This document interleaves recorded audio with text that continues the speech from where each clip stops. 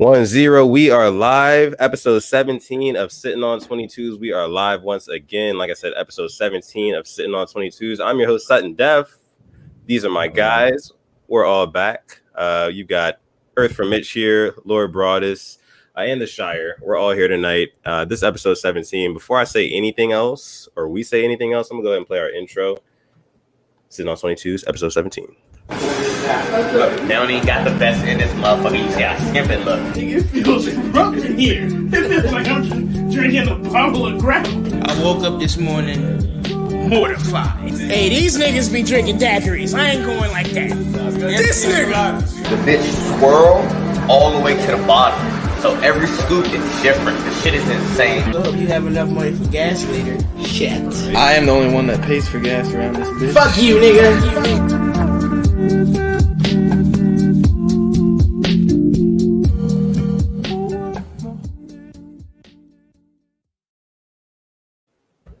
So like I said, my name is Sutton Def, and you are sitting on 22s with the Sleaze Mob. We are live for episode 17 of this beautiful podcast. Yeah, I'm with my guys. Like I said before, I'm going to let them go ahead and introduce themselves right after myself here. Like I said, I am Sutton Def. You can find me at Sutton Def on Twitter or Instagram. I got a bunch of AKAs. I like to save them for the end. These guys here like to, put them on Front Street. So I'm going to let them go ahead and introduce themselves. I'm going to go around the horn here. So starting with Slim, then we'll go around. Slim? It's your boy Slim Jenkins, aka at Lord Broadus, aka Grandpa Giles, aka Pablo Espresso Bar. Yes, sir. Yes, sir. Yes, sir. My man Mitch is here too. Yes, sir. It's Mitch from Earth, aka Baby Got Mitch, aka Mitch is Strange, aka Cul-de-sac Con, aka Nephew Conrad. Not can con you, but you can't Conrad. That's right. Mitch Austin, aka Shire, aka Raging Cajun, aka The Marinade That Serenades, aka General Sausage reporting for duty. All right. So this is episode 17 of Sitting on 22s. Thank you guys for rocking out with us. If you've been watching since episode 1, I know it's only been like a couple months. Yeah, we love you. In short, we love you. It's only been a couple months that we've been doing this podcast. Excuse me, but we're already at episode 17. So if you've been rocking with us since the beginning, we appreciate you. We love you. We hope you continue to watch this going forward. Yeah, and to get us kicked off here, we do this little thing with Mitch. It's called the tip off with Mitch. Now, before we get to the tip off with Mitch, I want to let y'all know to do something real quick. Go ahead and like and subscribe to our channel if you're watching this video live right now. Go ahead, like the video. Go ahead and subscribe to our channel if you haven't already. You can follow us on Twitter or Instagram at Sleaze Mob. If you notice a little ticker down at the bottom, it's in all of our episodes. You can see pretty much where you can find us on Twitter and Instagram. You can see our clothing line. You can see all that other stuff too. So, yeah. But the tip off with Mitch. Yeah, before we get into that, like you said, go like and subscribe. We're trying to see our stonks rise, okay? Stonks. That shit's still funny. All right. So this week, man, for Mitch's tips off and the tip. Here we go. All right. So I want to talk about drinking today. Because he's sitting on 22s here. We like the what did you say he was? The Merry Maid with the serenade or whatever the nigga. That's what we like to do. Oh, the marinade of serenade. Okay, yeah. We like the marinade in our own drunkenness. So, drinking tips with Mitch this week. All right. So my first tip for you is going to be find your thing, man. There's a shit ton of stuff out there, right, Slim? I mean, how many things have we gone through together? I mean, we've tried everything from the yak. All types of yak. I mean, brown. We really get down with the brown. Coronas out. We took that bottle of Belvedere on New Year's, which is probably bad karma for us this year. Now that I think about it, but it was a big ass bottle of Belvedere just sitting in this guy's house. We was like, nigga, that's ours now. You going? We're gonna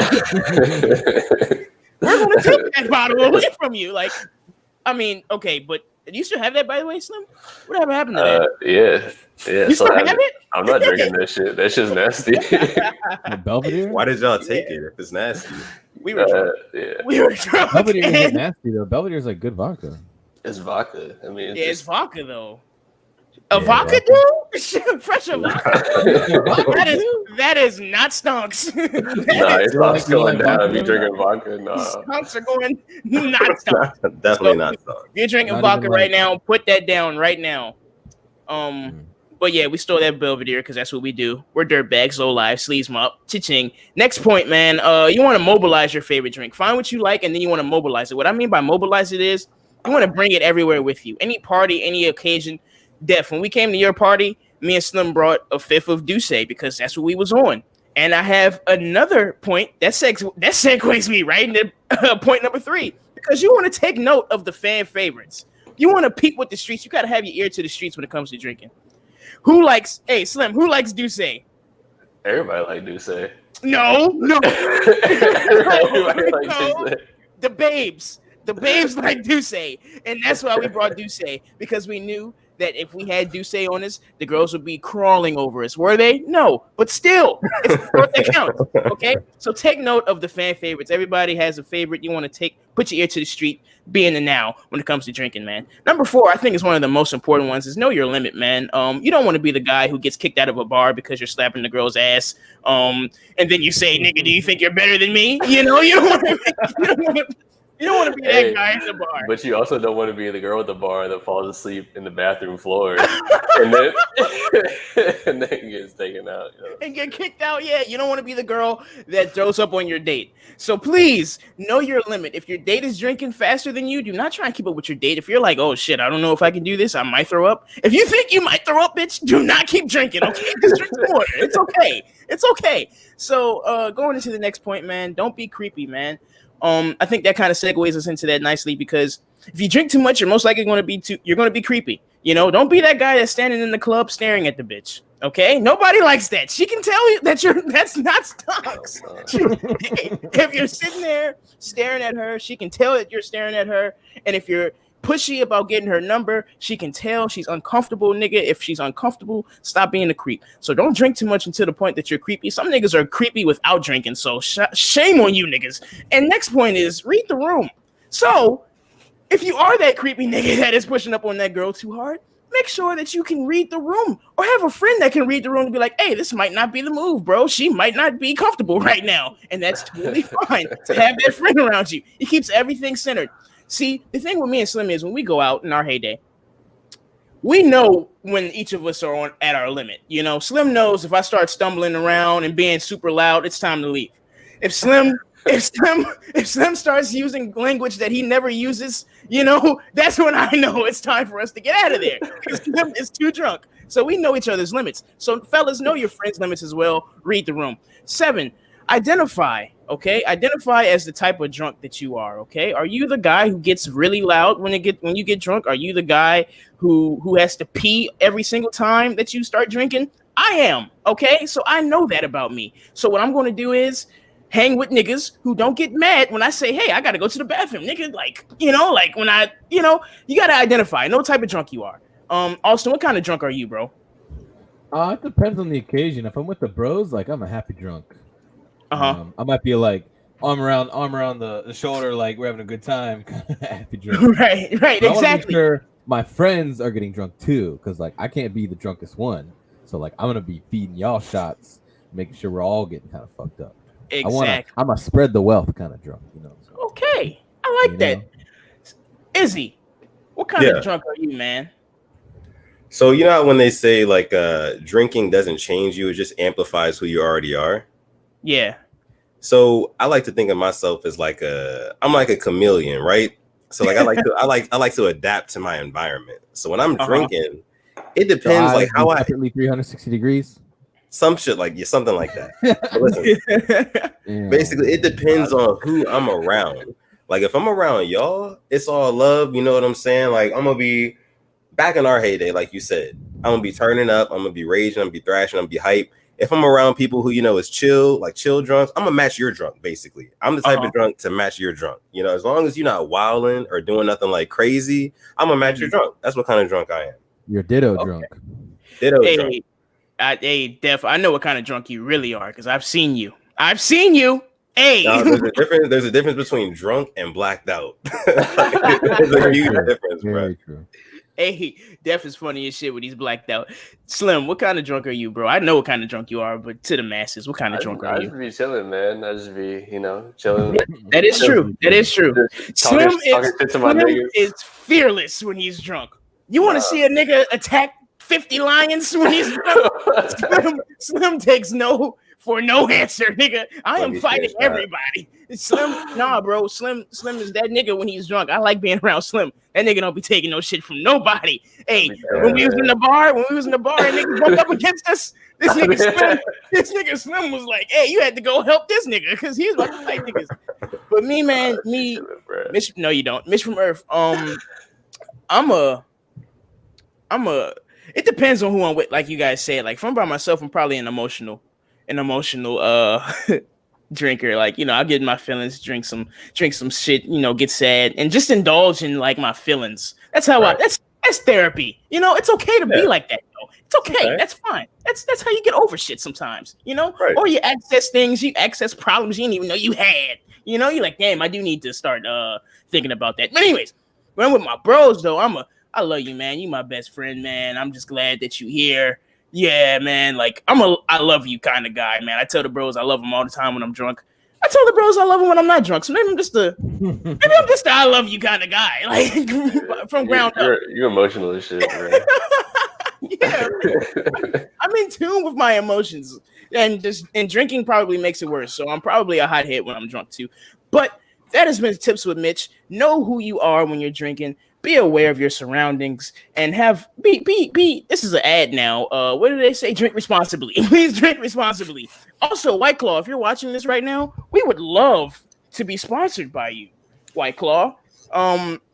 Because 2 of the 4 of us are drinking them right now. I mean, all of us are fans of them. So please, White Claw, if you're watching this, hit a nigga up. SleazeMom7@gmail.com. Ignore all the episodes where he was talking shit in them. Like, why would you say that? The past 13 episodes. But hey, just to reach out because Cal said Duce versus Henny. I'm gonna go Duce with Duce versus Henny, Cal. Duce, I do what you say. You dig what I'm saying? Duce is the move. I've got an ass off of Duce. Duce is the wave. Fearless. Definitely Duce over Henny. Yeah. Henny tastes terrible. Henny puts hair on your chest. I hate that saying. Henny puts follicles on your chest. I mean, but Duce is gross too, though. No, it's not. It's just nasty. It's all nasty. It's not that good. But it's smoother.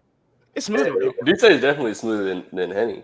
Yeah, it's way smoother. Yeah, I mean, I guess I don't know, though. I feel like you're blurring lines and splitting hairs when it comes to like the taste and like, you know, whiskeys and cognacs and stuff like different types of liquor.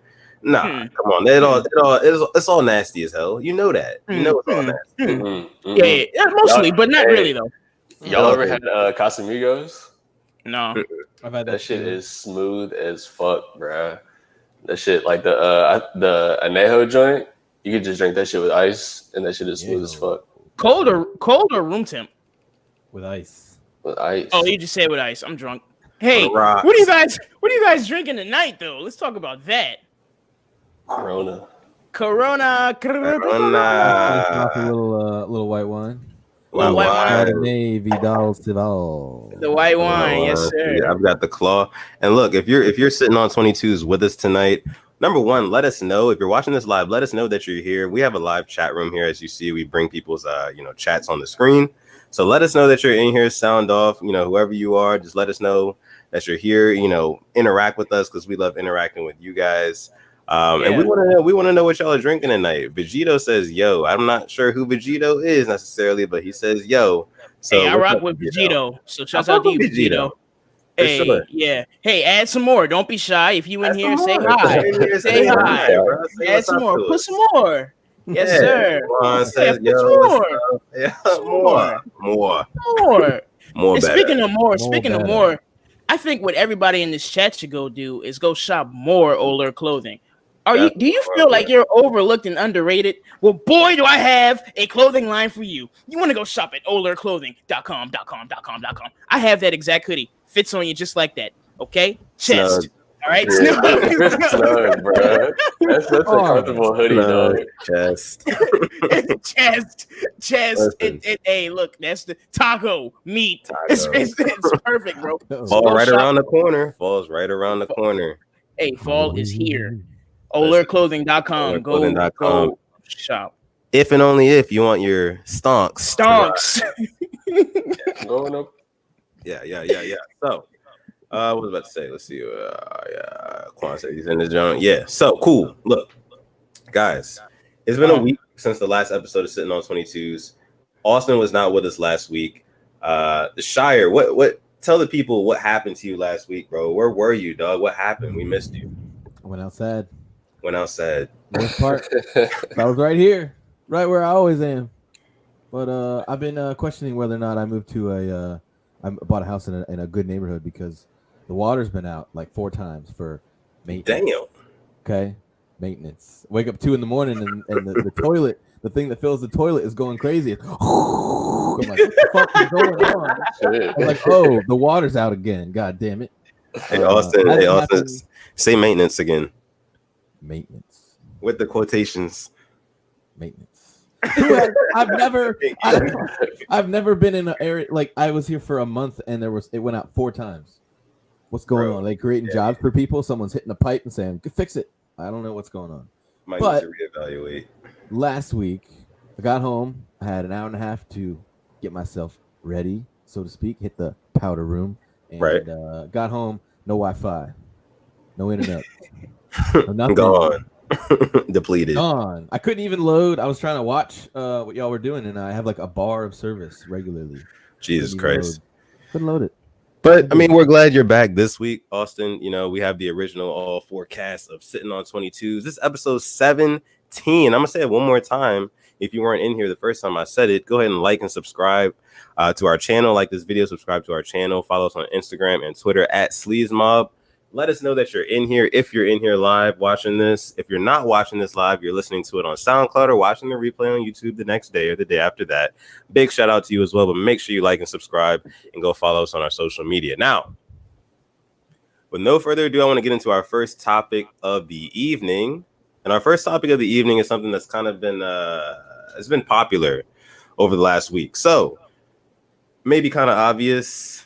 There was a music video released probably about a week ago, maybe a couple of days ago, by Megan Thee Stallion, Cardi B. It's called WAP, stands for Wet Ass Pussy.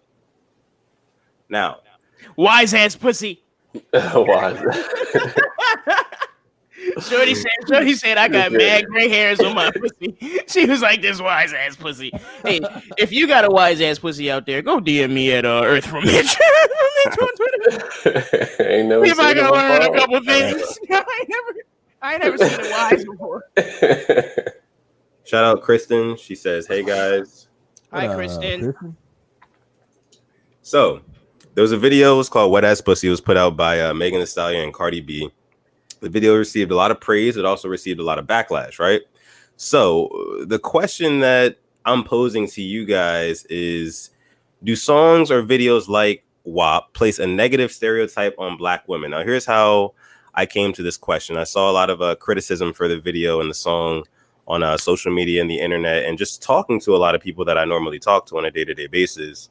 Some of them were saying like, oh, it's kind of productive to what we have going on in terms of like empowering Black women in a certain way in order to like, you know, get them to advance in society to like a different level and things like that. And we know that, like, you know, if you put out music like this, it's going to sell. Why? Because sex sells at the end of the day. Now, the question, like I said, the questions, like I said to you guys, is, do songs or videos like Wet Ass Pussy, and I want to go to Slim first on this, place a negative stereotype on Black women? I want to know your uncut, unrated opinion on this. What do you think about that, Slim? I mean, the shit is like super vulgar. I don't think that it puts a negative stereotype on women, because I feel like whatever people, if people already have a negative, like if they're like already predisposed to have a negative opinion on Black women, and they're gonna already have that opinion. The WAP isn't gonna fucking change that. Like that music video, like that shit was super vulgar, but it's not gonna change people's opinion on Black women. So you don't think that it's like influencing in any way, or like influencing like the stereotype, the negative stereotype that's already there? Or do you think that the like in its place there could be like some more like conscious music that actually does empower Black women to do this, that, and the third, you know, in terms of actual advancement? Because of course, empowering sexual empowerment is important, it's cool, but at the end of the day, it's not really getting you anywhere, right? So Do you think that plays a part, Slim, or? No, I mean, I feel like I'm sure there are artists that make like empowering music, like Tierra Whack. There's like woke artists, like female artists and shit like that. I don't listen to them. I don't listen Tierra to Whack. I don't listen to Cardi B or Megan either. So it's not like Tierra Whack. Isn't she woke? I don't know, nigga. What, do you listen? I don't. She was coming at J. Cole, so I just assumed she was nigga, like. That was no name, nigga. No. That was no name. Yeah, that was no name. Okay. Okay. No name Gypsy. Shout out her. She's actually a very, very, very good rapper. And I think rapper, it's like it's people like her that are already out there. Like there should be a lane for people like Meg and Cardi B too. Like if they want to rap about what they rap about, niggas rap about the same shit. Like they can rap about what they want to rap about. Okay. Mitch, what do you think about that, bro? Yeah, just piggybacking off of what my right hand man Slim just said. Why is it that when girls do shit like this, it's a problem? Every time they make music like about their pussy, it's always an issue. That's what sells, bro. First of all, and the girls like it. So hey, that's who gives a shit, you know? That's just what I think. Right. Like you guys said, niggas make music like that all the time. Nobody ever says anything about it. I mean, niggas have actually made music about like drugging women and nobody ever said anything about it. You know, like taking advantage of women and all types of shit. Like niggas say way worse shit than just talk about their bodies. So, and I think that we glorify all that type of music. You know, I mean, we glorify all the killing and dogging women and all that shit. We glorify that as men. And when women turn around and make music about they thank the thing, you know, it's a problem. And I don't think that that's always. I don't think that that's a problem, you know. And as far as a negative stereotype, I mean, all women have pussies, so. I mean, you know, like how is it a black stereotype? That's the suckish part about it. And I think that's the thing that's the thing that women talk about, man. They have black women rather. They have to fight against two stereotypes, you know. Not only are they women, but they're black women. So then they got to worry about the shit that they say. Now it's going to be stereotyped as black women problems, shit like that. You dig what I'm saying? So like, I think that's fucked up too. Like, but I'm sure there's some white women out there singing that WAP song, WAP, whip, whip, wop, wop. By the way, also, if you have that wise ass pussy, get at my boost.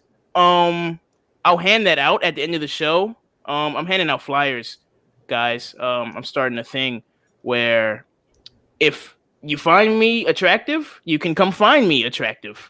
Nah. Nah, you're not about to plug your DMs. You already did it once. What is this turning? All right, look, listen, guys. Listen, guys. I have a little video clip that I want to play for you guys. It was spoken by a black woman. She was reacting to the WAP video. I want to get you guys' opinions on her opinion on this. I'm gonna just play it right now. And shake your ass. And shake your ass. As I talked about in the other video, this plantation jubilee y'all in. We see this is that bullshit they do to keep you confused. Confusion. Buck dance. See, I already knew something was wrong when you got the alphabet mafia on your team. When you see C's and C's of pink and purple hair and gender confusion out there. When you got those as your riders, I already know that you are working with the most strongest arm of white supremacy. And that is those goddamn alphabet mafia people. Dave Chappelle told y'all. And now we want to play around when they use our fat, our loud, and our ignorant. They said, bring me your fat, your loud, your ignorant. And here come Lizzo. I'm not trying to have friends and make friends with y'all. Cause see, y'all confused. Y'all looking up to Megan Thee Stallion. I'm not trying to make friends with you. I don't want those women in the womb school. If this is who you are looking to, we don't want to build with you. I'm looking to Asada Shakur. I'm looking to Queen Mother of Four.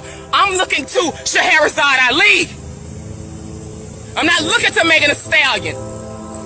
These are not the people that are going to tell you what you need to hear when you're in war. You're at war. You're at war. Sit down. If all you have to offer is your ass in the air, honey, you are not a soldier out here. You're a prostitute. You're a bed witch, baby. They ain't did nothing different. When they need to confuse you, let me tell you something. Don't you understand a nation can rise no higher than its women? Look at our women. And when we see you, you got your ass in the air. All you have to offer is your sexuality. Your sexuality is not gonna get you out of war. All right, guys. So, Bandwidth? yeah, That's crazy. I've never heard that one. Hey, wow. She was on her Dr. Umar shit, bro. Out in the park, just walking around yelling. Imagine seeing her outside your house. Right. Like, what is wrong with you, bro? You're at the yelling at the top. Like, come on. what are you talking about? Why are you so angry? She can only rise as high as women. Yeah. Like, what are you talking about? Like, she look up to Asada Shakur and da Ali and all these niggas. Hey, like, who gives a fuck who you look up to? Who are you? Who? That reminded me of the fucking girl that was like, "No, I'm not gonna be mad at it." Hey, because I'll be damned if I say Yo, Shorty said, I'll be damned. But like she was like the gist of her message was basically that, like, you know, black people, and not only black people but more specifically black women, are at war. They've been at war for a long time. And, you know, songs and videos like WAP, it's not necessarily the things that we need to hear, because of course that culture, that music is going to influence a lot of people. It's going to influence a lot of people. It has a very, very large and broad reach. So I think she's saying, why not use that platform? Why not offer something that can actually, you know, help people, or give somebody like a guide to how to fight this war that they're going through, the things that they're going through, their struggles as a black woman. You know, I think that was kind of her point there. Now, she was definitely very abrasive about it, that's for sure. But I do understand what she was trying to say at the end of the day. But still, like, me as a man, I really, of course, I'm not going to be able to have like a leg to stand on in this argument just because I have a dick. I'm a man. That's just what it is. But, and I don't really care. Like Mitch said, I really don't care what female artists do. They can put out like music like that. If it makes them feel good, then more power to them, because men put out music that makes me feel good, you know? And just because I relate to it, and they can relate to their music that the women put out, I get that. But in terms of like, you know, the whole, especially since we're in an era of like social justice more than ever, and this, that, and the third, do you think that like some of our mainstream artists should be focusing more on like giving us conscious music that is going to be productive for black women? That's not their job, though. It's all entertainment. Like, this is like, that's how they get to that platform. Like you're saying sex sells. Like, why are there so many like hot and beautiful, like big busted, like fucking real estate agents? Like sex sells. Like, they're trying to sell you something. And like, if that's how Cardi B and Megan Thee Stallion are getting their bag and getting to that platform, then like, so be it. Like, she was extremely angry, and like, I don't know where that, I mean, I could see where that anger's come from, but I feel like it was a little misguided. Like, there's a time and a place for everything.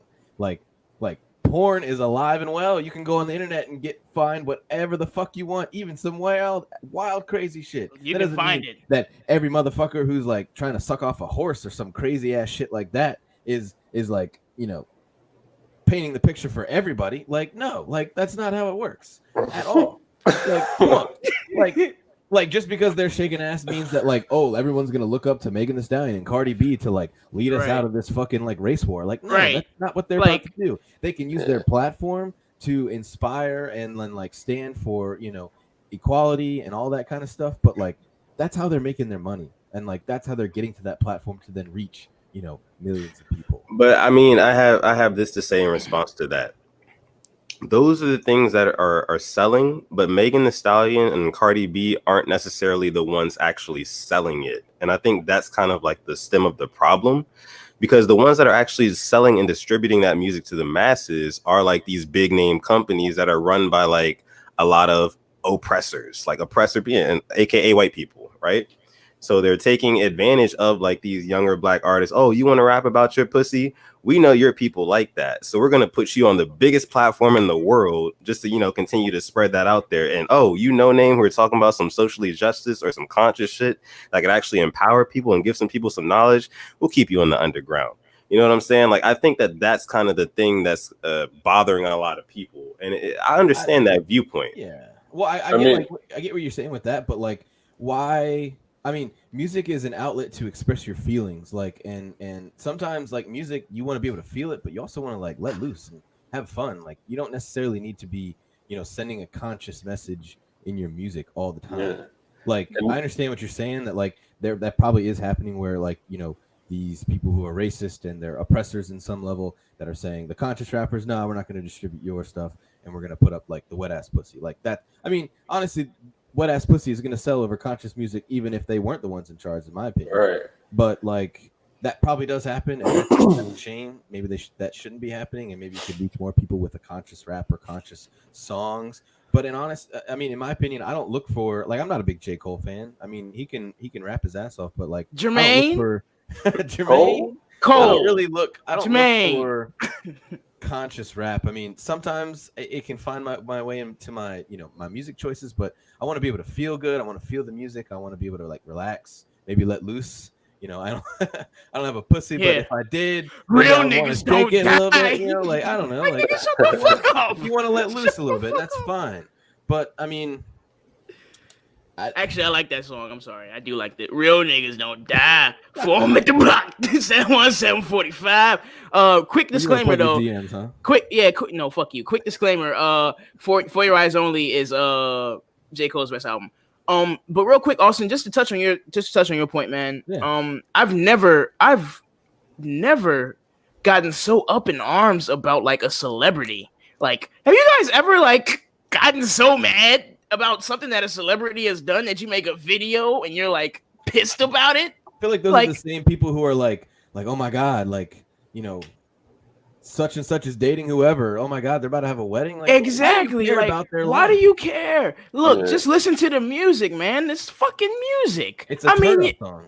Yeah, I mean, hey, if girls want to let loose and shake some ass to it, let them do it, bro. Stop being a fucking weirdo. And who cares? And they're making tons of money too. Like, let them. We live in a nuanced society. Like, if there has always been some sort of music that kind of like gets the rebellion in people and like makes them want to do something different.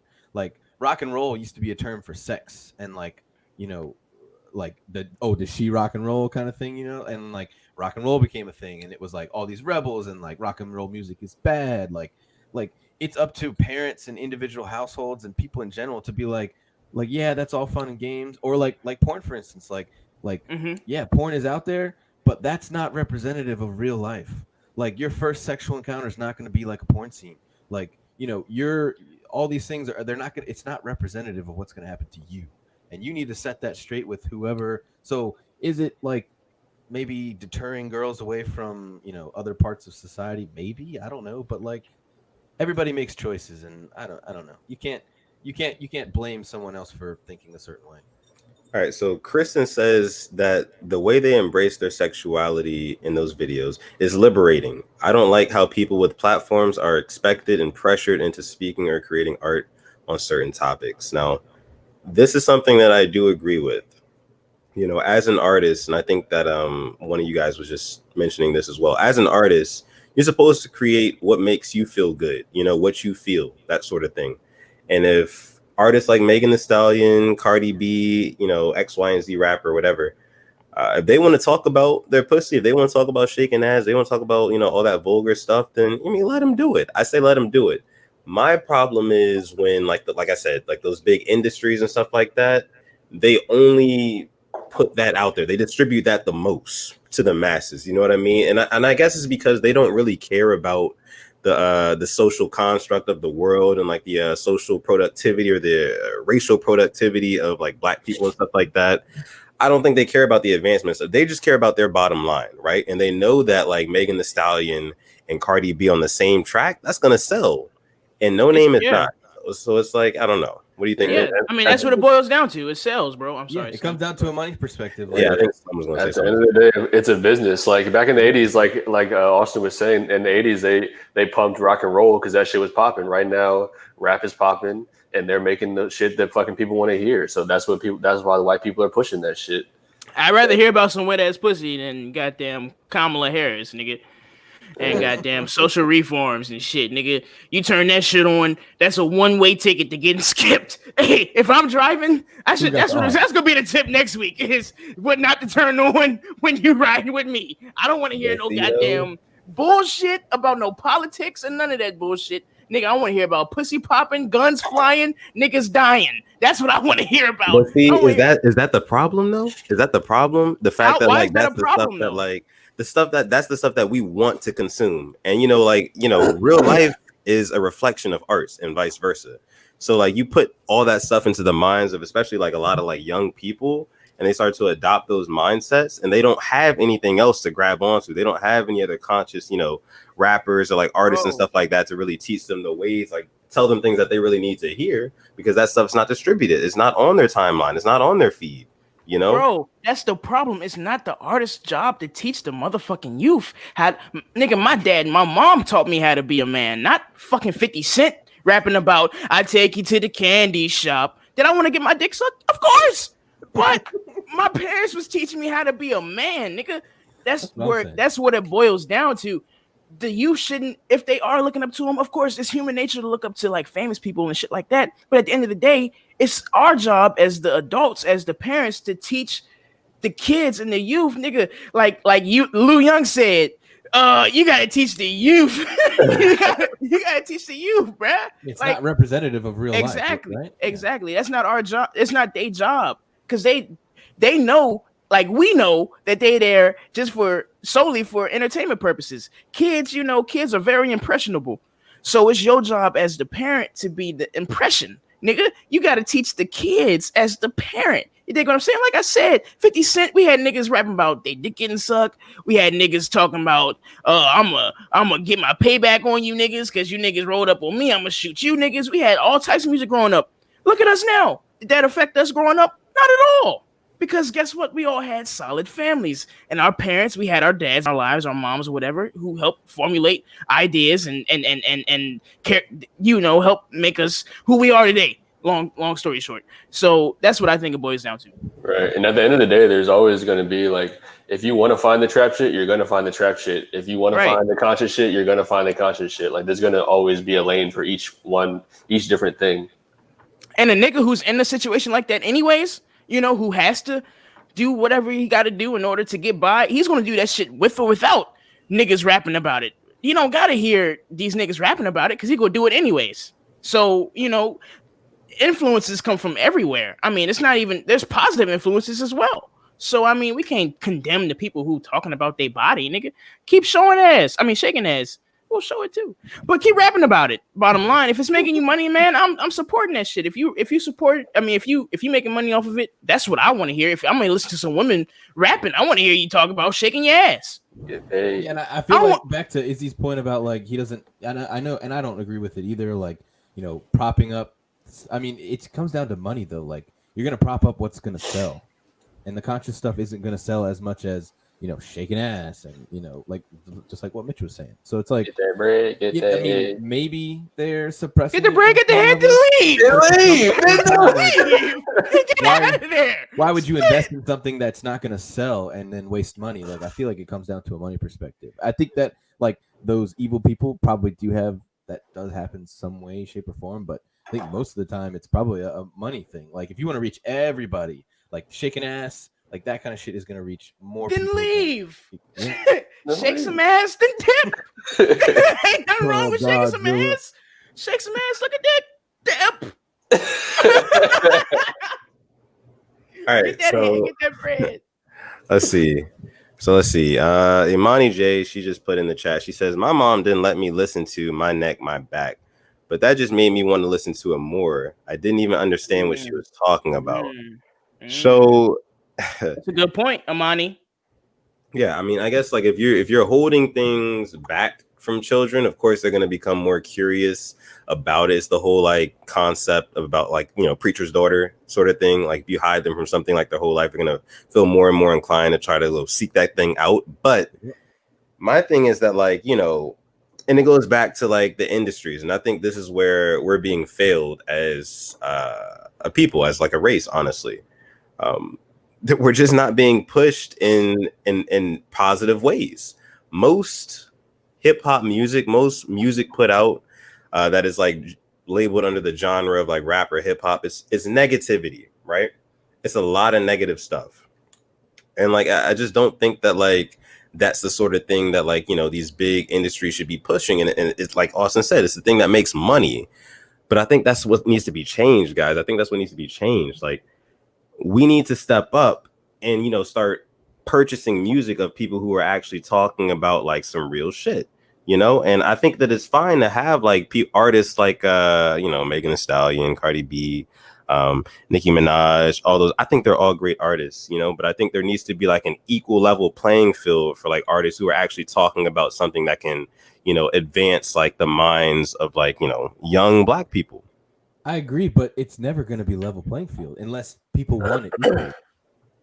I feel like that. I feel like you're looking at it like under a microscope, like, because this, you're just looking at like the past 15 minutes, but like, look, we have Kendrick, we have J. Cole, like we still have people that are on the highest levels making conscious music that we listen to and that we buy. Yeah. So, but then you got niggas like me. You turn that shit on, I don't want to hear that shit, nigga. I'm out here having a good time. I don't want to hear no fucking uplifting. But see, that's the thing. I'm a grown ass man. I ain't gonna let no rap nigga influence me. I mean, we're talking about the youth, nigga. But the thing about the youth is you can censor what the youth hear. You can censor what they hear. If you a good parent, nigga, that's who should be attacked right now. It should be the parents. I mean, to some degree, I get what you about to say, Def. As to some degree, the kids can wander off, and you know, you can't watch your kids every move and shit like that. Like niggas like us, you know, we got through the cracks and shit like that. But what I'm saying is, at the end of the day, going back to my original point, it's not their job. It's art. It's the role model, the actual role model in their life, the influencer, their parent. That's their job. So yeah, I want you got Kendrick Lamar and J. Cole, but still, nigga, I don't want you looking up to Kendrick Lamar and J. Cole, nigga. I want you to look up to me because I'm your parent. Hey, but at the end of the day, though, talking about shaking ass too. Yeah, I mean Kendrick. J. Cole talks about getting fucking in middle school or whatever the fuck he was talking about. Wet dreams and all that shit. The duality of man, bro. Yeah, bro. Like I'm saying, bro, though, at the end of the day, like you have kids growing up in middle school, high school and stuff like that. Of course, you would want them to look up to you, but 8 hours out of the day, they in school with their friends, with a whole bunch of other people who are, you know, on Instagram, Twitter, TikTok, whatever it may be. You know what I'm saying? And they spreading that news to your kid. And then your kid's like, oh, what is this? Let me go check this out. And they go home, they lock themselves in their room for a couple hours. You don't even know what they're doing. They're just consuming all of that stuff that's being put out into, you know, the community. I mean, that's called growing up, man. Yeah, I think it's getting harder and harder as we progress as a society to, you know, teach your kids what's right and wrong, because there are so many outlets. Like the access of information is so at everyone's fingertips. Like I have an iPhone. Like people think I'm smart, but I just Google shit and find the answers. Like you can. He's talking about me. That was me. Nah, I mean, no. That's how I know everything. Literally, this little thing right fucking here and Google. Thank God. I'd be like, Austin, how you know so much? You'd be like, I just look it up, bro. And that's all I do. I mean, so like when you're a kid, because like at a certain point when we all have children, assuming we all do, there's gonna be a point where you want to know where they are at all times, and you want to be able to contact them for emergencies. So they're gonna have to have one of these. Maybe you give them like something that can't search the internet, but more than likely they're gonna have a smartphone by the time they're of age, and they're gonna have access to everything. So it's another like pool or wave of bullshit that parents are gonna have to wade through and say, hey, look, this is not representative of what's really gonna happen. Like that's some crazy shit. Like don't think about, like, disregard that. So it is going to get harder and harder. And I do agree that there should be a lane for like that equal platform. But I think Kristen was saying that too right here. She said she agrees music content should make a shift because it has an influence, but there should be the best of both worlds. LOL, ignorant music and conscious music. I think, I mean, of course, both of them coexist, but they don't coexist on the same level at all. I think that comes down to demand.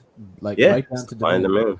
Stop letting these niggas, stop letting musicians raise your kids, you lame ass, broke ass nigga. I mean, at the end of the day, kids are going to be exposed to this shit at some point. Like, you might as well fucking let them hear that shit, and then if they have questions, or not even if they have questions, just explain to them what that is. Like, that's not cool. What's like, up, pussy? Like, yeah, fucking sex. I don't know. You gotta I am digressing every time. If my daughter asks me that, I'll be like, yeah, ask your mama. I don't know what that is. I never heard that before. Ooh, that's terrible. I ain't never seen it before. Come on. What you gonna tell her? That's what you came out of. What is a pussy, daddy? That's what you came out of. The correct term is vagina. No, that's yeah. But then she's gonna yeah. No. Yeah. Yeah. But who does that? It's gonna be like, oh, okay, yeah, it's a vagina, and then what? You need to do that if you have a kid. Are you asking us? Are you trying to get us to give you the dialogue to have right now? Yeah, what y'all gonna do? What y'all gonna do? Let's talk about it. Let's talk about it. Come on. She'd be like, yo, what's a pussy? Then Austin, obviously, you say it's a vagina. First off, actually, it's a vagina. You need to set it straight, don't you? Okay, and then what do you say after that? It's a vagina, and then she'd be like, oh, I have one of those. Exactly. You're not gonna have a nickname for it, like she's gonna be like, "What does it mean to have a wet ass vagina?" Well, how do you get out to have one? Oh that's my God. That's inappropriate. Don't say that. I mean, okay. I got you right now. Now. Hold on. That is another slang term for when a woman is aroused and she wants to be with a man. No.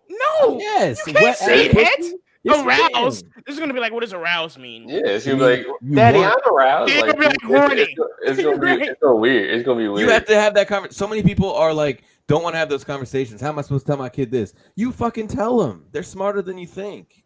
At that age, when they start asking about like, what's a pussy? What's too early to teach your kids about sex though? Like, at what age should they learn about it? It's got to be. I mean, I think it's different for a lot of kids. Like, listen. Their intelligence level is different. So y'all had to talk with your parents? No, yeah, of course. I told you how my dad showed me how to use a condom, right? That nigga came in with a chicken bone and he was eating put a condom on that bitch. That is good. I never got like the talk. Me either. I never got you know what's funny? You know what's funny about that, Mitch? My dad taught me how to use a condom by putting a condom over a bottle of hot sauce. He was like, "No, this is how it goes on." Over a bottle of Texas Pete. We gotta keep that tradition going. I think I'm gonna teach my son the same way my dad taught me. Just come in there, smacking on a chicken bone. Chicken wing, bro. You're gonna be like The Rock from Be Cool. Bro, this nigga just left a condom on my desk one day when I came to the crib, and I'm like, nigga, who is this for? Like, I walk in, I'm like, Dad, was y'all fucking in my room? Like, I'm like, what was y'all doing in here? Why is this in here? He's like, oh, I'm gonna show you something. While he heating up some food downstairs. It's like he timed it perfectly. Like, you could tell he like sat in his car and thought about like, yeah, that's how I'm gonna teach this nigga how to do it. I'm gonna go in there and act like I don't know what he's talking about, and then I'm gonna come upstairs eating the fucking chicken wing. Nigga, it's a drumstick, nigga. That's player, bro. That's player. So I'm gonna do that shit too. Chicken wing first. Nigga, he finished it in front of me. The nigga was sucking the chicken off the gristle. Was it clean or there was a little bit on it? It was clean. My dad don't play that game, nigga. It was. You can see the white ball meat at the top. That's wild. The joint. That's yeah. Y'all know that shit to be at the top. That'll be like your hands. The knuckle. Yeah. Put the whole thing in the knuckle. That little part right there, right in the middle. Yeah, I was like, Dad, this is not stocks. I don't know. I can't even focus on this shit. Like Pops, Jay. Yo, so look, guys. Our chat room here is going off. We a lot of people said something about Megan Thee Stallion and Cardi B, and basically I wanted to bring up this comment here. Vegeta says, I mean, if you're going to talk about the same thing all the time, there at least has to be growth in your rap. So if we're talking about the artist specifically, right? if we're talking about Cardi B, we're talking about Megan Thee Stallion, do you think that like it's okay for them to only talk about, their pussy, or like or should they like grow with the things that they're saying? Should they talk about more like, branch out to more like maybe not even necessarily conscious things, but like make a love song or make something to relate to different people? Because you got a lot of people who look up to you, right? They do that though. Once again, They do that though. They do that though. Some of them do, some of them don't. Prime example. Cardi B does that. But what did Cardi B say? Cardi B said when she made "Be Careful with Me," and she was like, "Yeah, my heart is like a package." You know the song that I didn't like. Yeah. But anyways, that's a good song. That's a good song. That's a good song. It's okay. Okay, you're right. It's okay. But that yellow cranks though too. But she said, but she said it's like. She said when she dropped that, people was like on her ass, like, we don't want to hear that shit. She was like, okay, I'm gonna rap about my pussy. Shake that ass, bitch. And she said, show your asshole. Show your asshole. Show us your titties. There, you are gonna have to grow though, like if you want to keep selling. Like, I mean, but it has to be different. Like I know they're doing the same thing over and over again, but it has to be different each time. I feel like you can talk about your pussy your whole career, bro. Shit, we can't tell them what they have to do. They've been making money. They've been killing it. Cardi on top of the charts. We can't tell it what the fuck to do, bro. Yeah, do what you're doing. Definitely. Do what you're doing. I rock with it. I thought the song was good. I ain't listened to it, but from the snippets that I heard, the shit sounds cool to me. So the music video was all visuals. It was tough. Can you believe 65,000 people signed a petition? More than the fucking like to Breonna Taylor shit, yeah. Yemen. No. Oh yeah, for that too. To like get Kylie Jenner out of the music. I mean, that's just trolls. That's just like teenage kids trolling. Shit. It's not all teenage kids. Not all teenage kids. Some of our peers were campaigning to get her replaced in that video by somebody else, i.e., like a black woman like Normani or all the other like kind of popular ones that they felt like they could have used a boost or something like that. Cameo.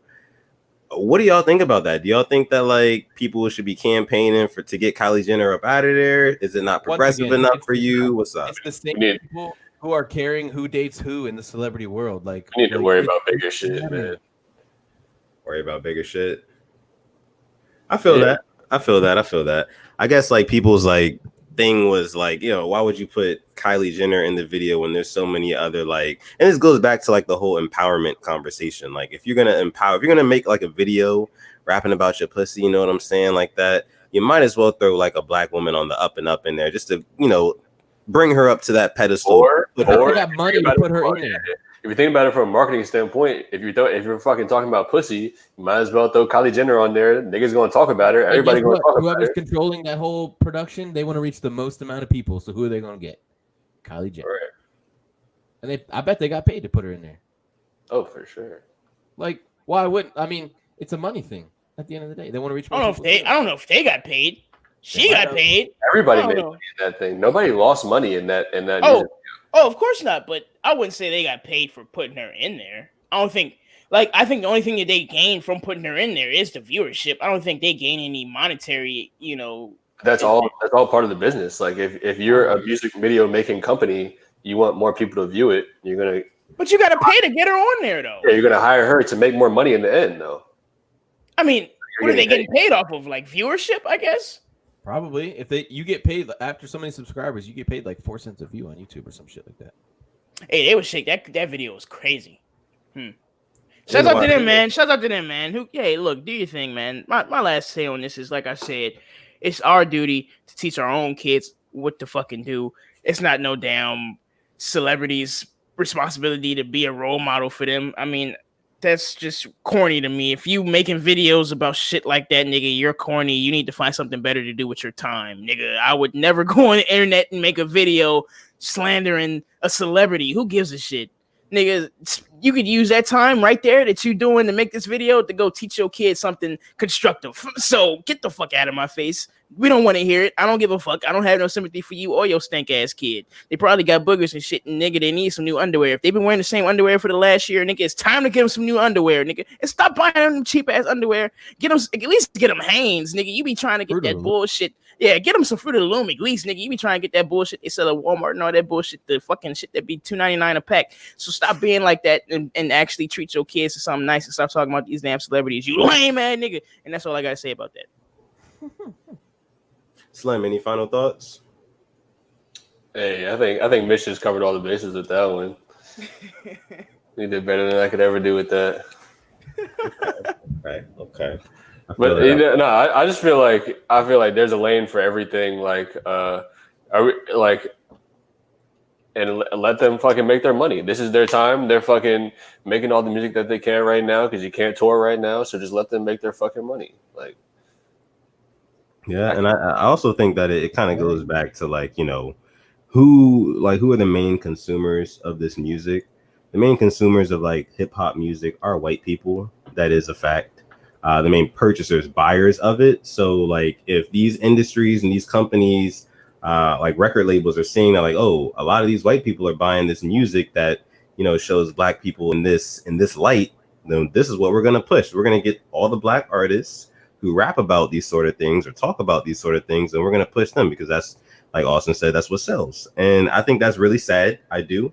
Yeah. I hope that it can change in the future. I hope that there could be like an equal platform for like, you know, shaking ass and also like spitting facts. You know what I mean? Like spitting real, like conscious shit. I hope that there can be like an equal lane for that one day. Do I think it could be tomorrow? Do I think it could be next year? Do I think it could be 30 years from now? Probably not. But maybe one day. Those are just my final thoughts on it. But let's see. Yeah. Wait, how did get a job? He appealed to white suburbia. You said what, Austin? Say it again. How did that's exactly how DJ Academics got a job. He appealed to white suburbia because he was with all these like fucking rappers like 6ix9ine and whatever else, Lil Pump, that like appealed, or like were popular with white suburbia in general, actually. Yeah. At the end of the day, I mean, white people are the majority. So if they're buying, how many 6ix9ine songs y'all got on your phone right now? Name them. I mean, I probably got Oh, see, I know I got Gummo. No, I don't listen to it, but it's like it's there from when it came out. I had it because I thought the song was cool when it first came out. I got 0 on my shit. Niggas iffy. Yeah. Blicky got the sticky. Come on, no sir. Nah, I ain't never had no 6ix9ine shit on my phone. Hey, look, dog. just like you saying that, like, you know, women can rap about whatever they want. They could be the artist that they want. Like, that's what 6ix9ine do too. And I'm not saying I listen to his music because I really don't. But when he first came out, that was probably his most definitely fire hit or whatever. That's the best song to me. You know, the song that put him on. So it's like I have it on my phone. I don't listen to it on the day to day. But I had it on my phone at one point. I think I'm pretty sure I did. I think I got it on SoundCloud. Ricky, that shit you did used to rock low key. That shit was hard. Come on, dog. That shit used to rock.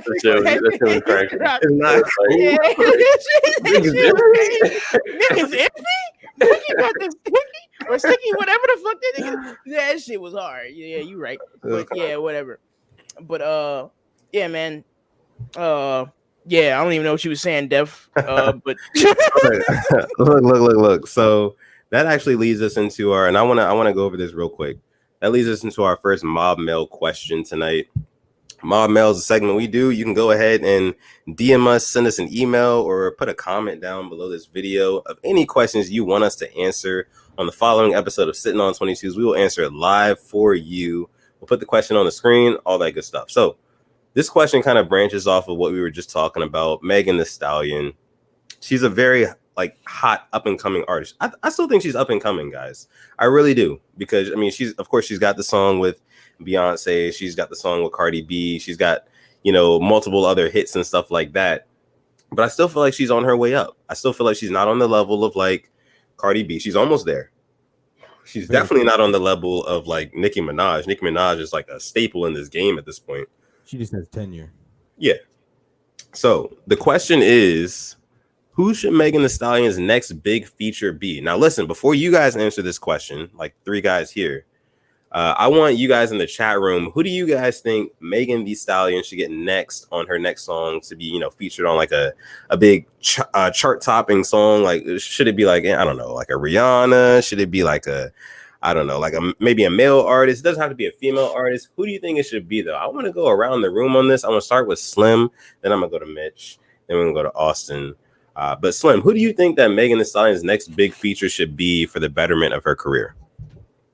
I mean, I think it would be cool because I'm a big fan of his, but Future, because they could do like some fucking just really big toxic shit. Big, you know what I'm saying? I can feel that. Okay, I can already see it. It could be some real toxic shit. So Future, and I like that because like if you get Megan Thee Stallion and you get Future, you get both sides. You know what I'm saying? You get the best of both worlds. So you're gonna have dudes listening to it and rocking with it, and you're gonna have women listening to it and rocking with it, bro. And once you get that, it's over. Top of the charts. What do you think, Mitch?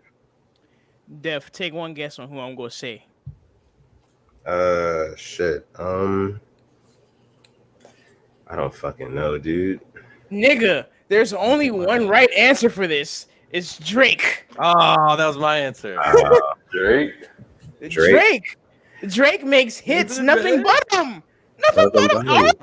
Aubrey? Graham? Nobody. No, Graham. Stonks. Hey, Stonks. I mean, they probably already got a joint. They're just waiting to drop it. They got that joint tucked. I'm just saying, your Stonks is rising. If you get Drake on your shit, nigga, Stonks going that way. So that's the City Girls is cool too. Speaking of City Girls, they are both fine. So JT is 4'11". Who knew that? Did you guys know that? That she is fine, bro. Have you heard Miami's verse on that? This pussy talk, euros, Franklin's euros and yens, whatever the fuck she say. That shit rank. That's kind of hard. That shit. This pussy talk. That shit get the cranking. I swear to God. Have you heard her verse at the end of that song? Perfect.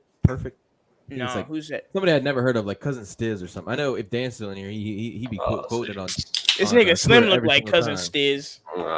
See, ain't never seen him before. This nigga Slim, I've never seen him, but I know he looked like a nigga named Cousin Stiz.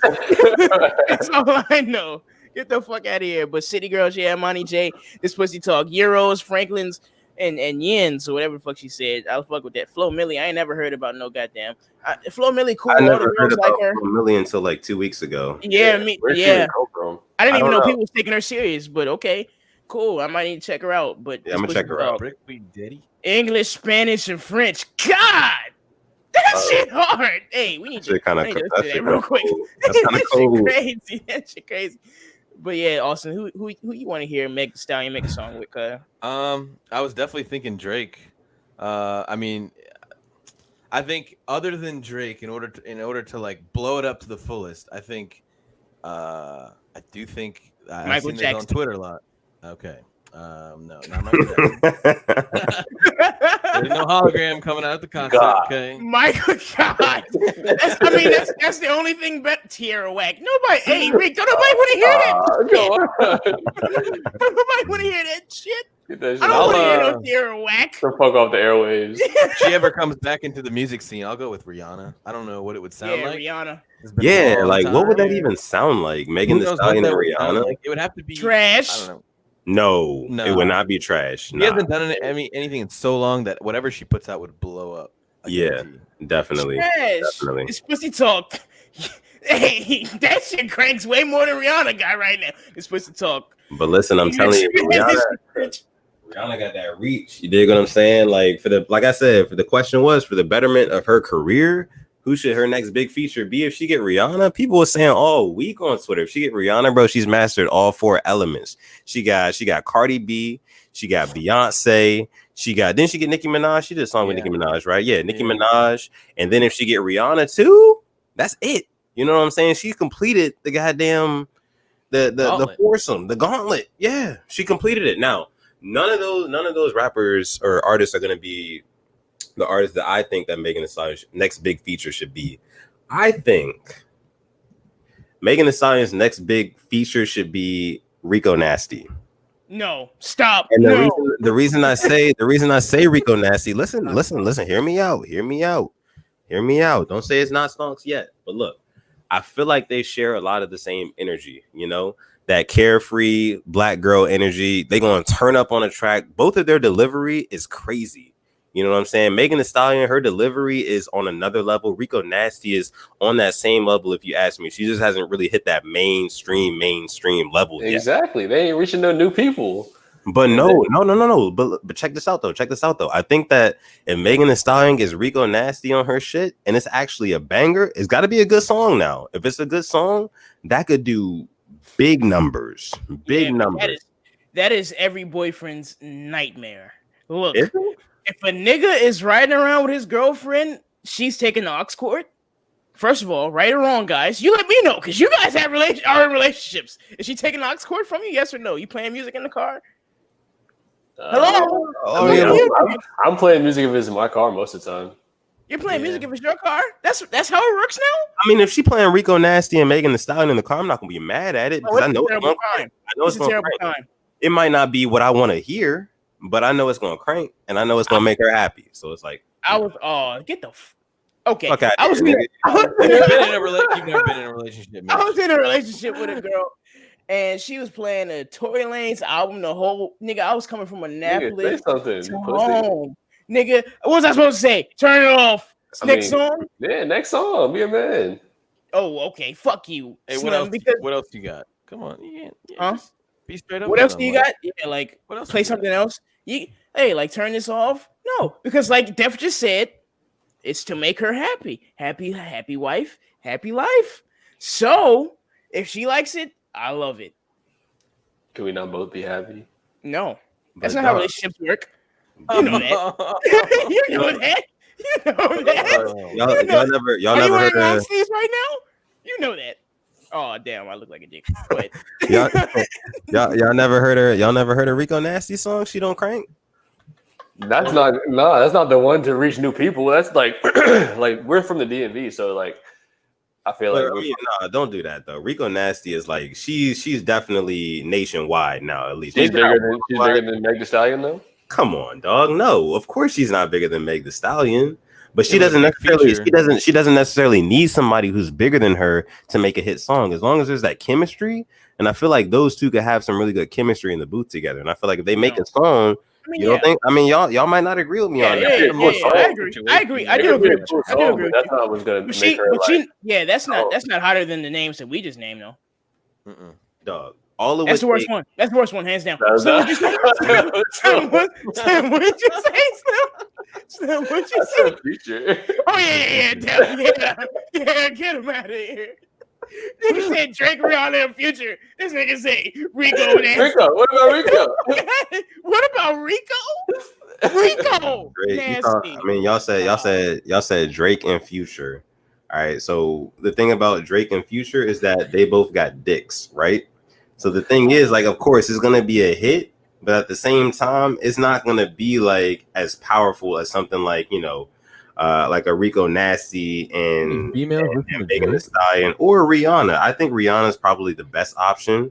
I was saying my personal favorite that I would like to see would be Rico Nasty because, like Rick said, Rico Nasty actually she does have bars. You know what I'm saying? And Megan Thee Stallion has bars. Too many bars. But they're the perfect mix. They're the perfect mix between bars and turn up shit, though.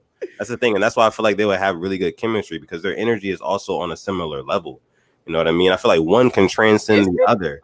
I feel like that can happen with them too. That's just me though. Like I said, y'all think it's the worst one out of the four? Cool. It's definitely the most low key one out of the four. I mean, you got Rihanna. Like, turn it off. Nah, dog. If that don't crank, all you need is a beat. All you need is a good beat. That's it. And I promise you, crank. But like, how many songs of Rico Nasty crank and like she's still not bigger than Megan Thee Stallion? I mean, she's not. She said Rico said something about slapping a bitch today or something like that, didn't she? She said, "Thank God I ain't have to slap a bitch today." God. Yo, she get the rocking. Hey, she not playing. I do rock with Rico, man. Shouts out to Rico. Don't take that as disrespect, Rico. If you listening, you probably not. But irregardless.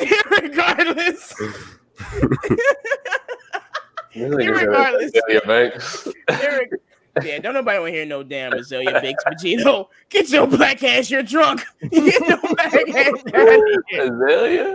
Azalea. Yeah, definitely not Azalea Banks. Azalea? Who? Banks. Who? What? Ashley.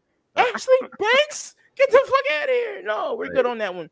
But yeah, I see what you're saying now, Izzy. But honestly, I don't want to hear none of them. Oh. I want to hear none of them. Go ahead, take the Scully off, bro. It's about that time. I don't want to hear none of them. I'll probably listen to the Drake one out of all of them. Because the Drake one will probably get that. I'm gonna listen to that off rip. You know what I'm saying? As soon as it drop, I'm gonna listen to the Drake one. As soon as the Drake come out, I'm listening to the Drake. I'm on it, of course. Yeah. I just mean. I mean, it's Drake. Though. It's Drake. I won that, right? Yeah, we'll give you the honorary W on that one. So we have a couple more mob mail questions. Before we get to that, though, I want to go back to one of our other topics for the night. So this is one that me and Mitch we were talking about yesterday. Wait, hold on. Before we go on, Vegeta says one more thing. Rico, hell no. Rico has her own wave of music. Hopefully she doesn't bite the bullet and join their crowd. I disagree with that, Vegito. I feel like they're all kind of rapping about the same, like in the grand scheme of things, they're all kind of rapping about similar things. So I feel like they could actually have really good chemistry, her and Megan Thee Stallion. So I disagree with you there. But for our next Vegito, who are you, Vegito? Is that Jay Green? I don't know who Vegito is. Vegito. Drop your Shout name. out to Vegito. Don't make Vegito drop his name, bro. Listen, all of you guys, it's about. Listen, it's about 10 of y'all watching this live right now. About 10 of y'all watching this. Yeah, it's 10 of y'all watching this live right now. Vegito, my guy, don't feel like you have to drop your name. Yeah, don't feel like you have to because you don't have to. But you think about it. You can keep talking. Think about it. I fuck with Vegito. I fuck with Vegito too. Don't take this as a sign of disrespect. Take it as a sign of respect because I want to know who you are. I respect your views. Who he is. So, guys, look, we were talking about J. Cole earlier, right? Austin, say something, nigga. What? Austin, say something. Okay. You've been quiet for a while. Just making sure your mic is working. You've been yelling. Oh, damn. So look, like a dickhead. we were talking about J. Cole earlier, guys. Listen, we were talking about J. Cole earlier. That's part of like what our next topic is about, right? So J. Cole has been brought. It's not It's been brought to my attention. It's been brought to my attention that this nigga is supposedly joining. Well, like he could join an NBA roster.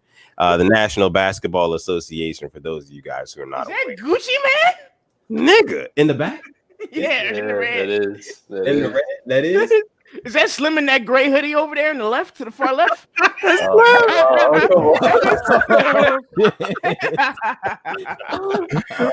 definitely Slim. We got you, Slim. Yo, we got you red-handed.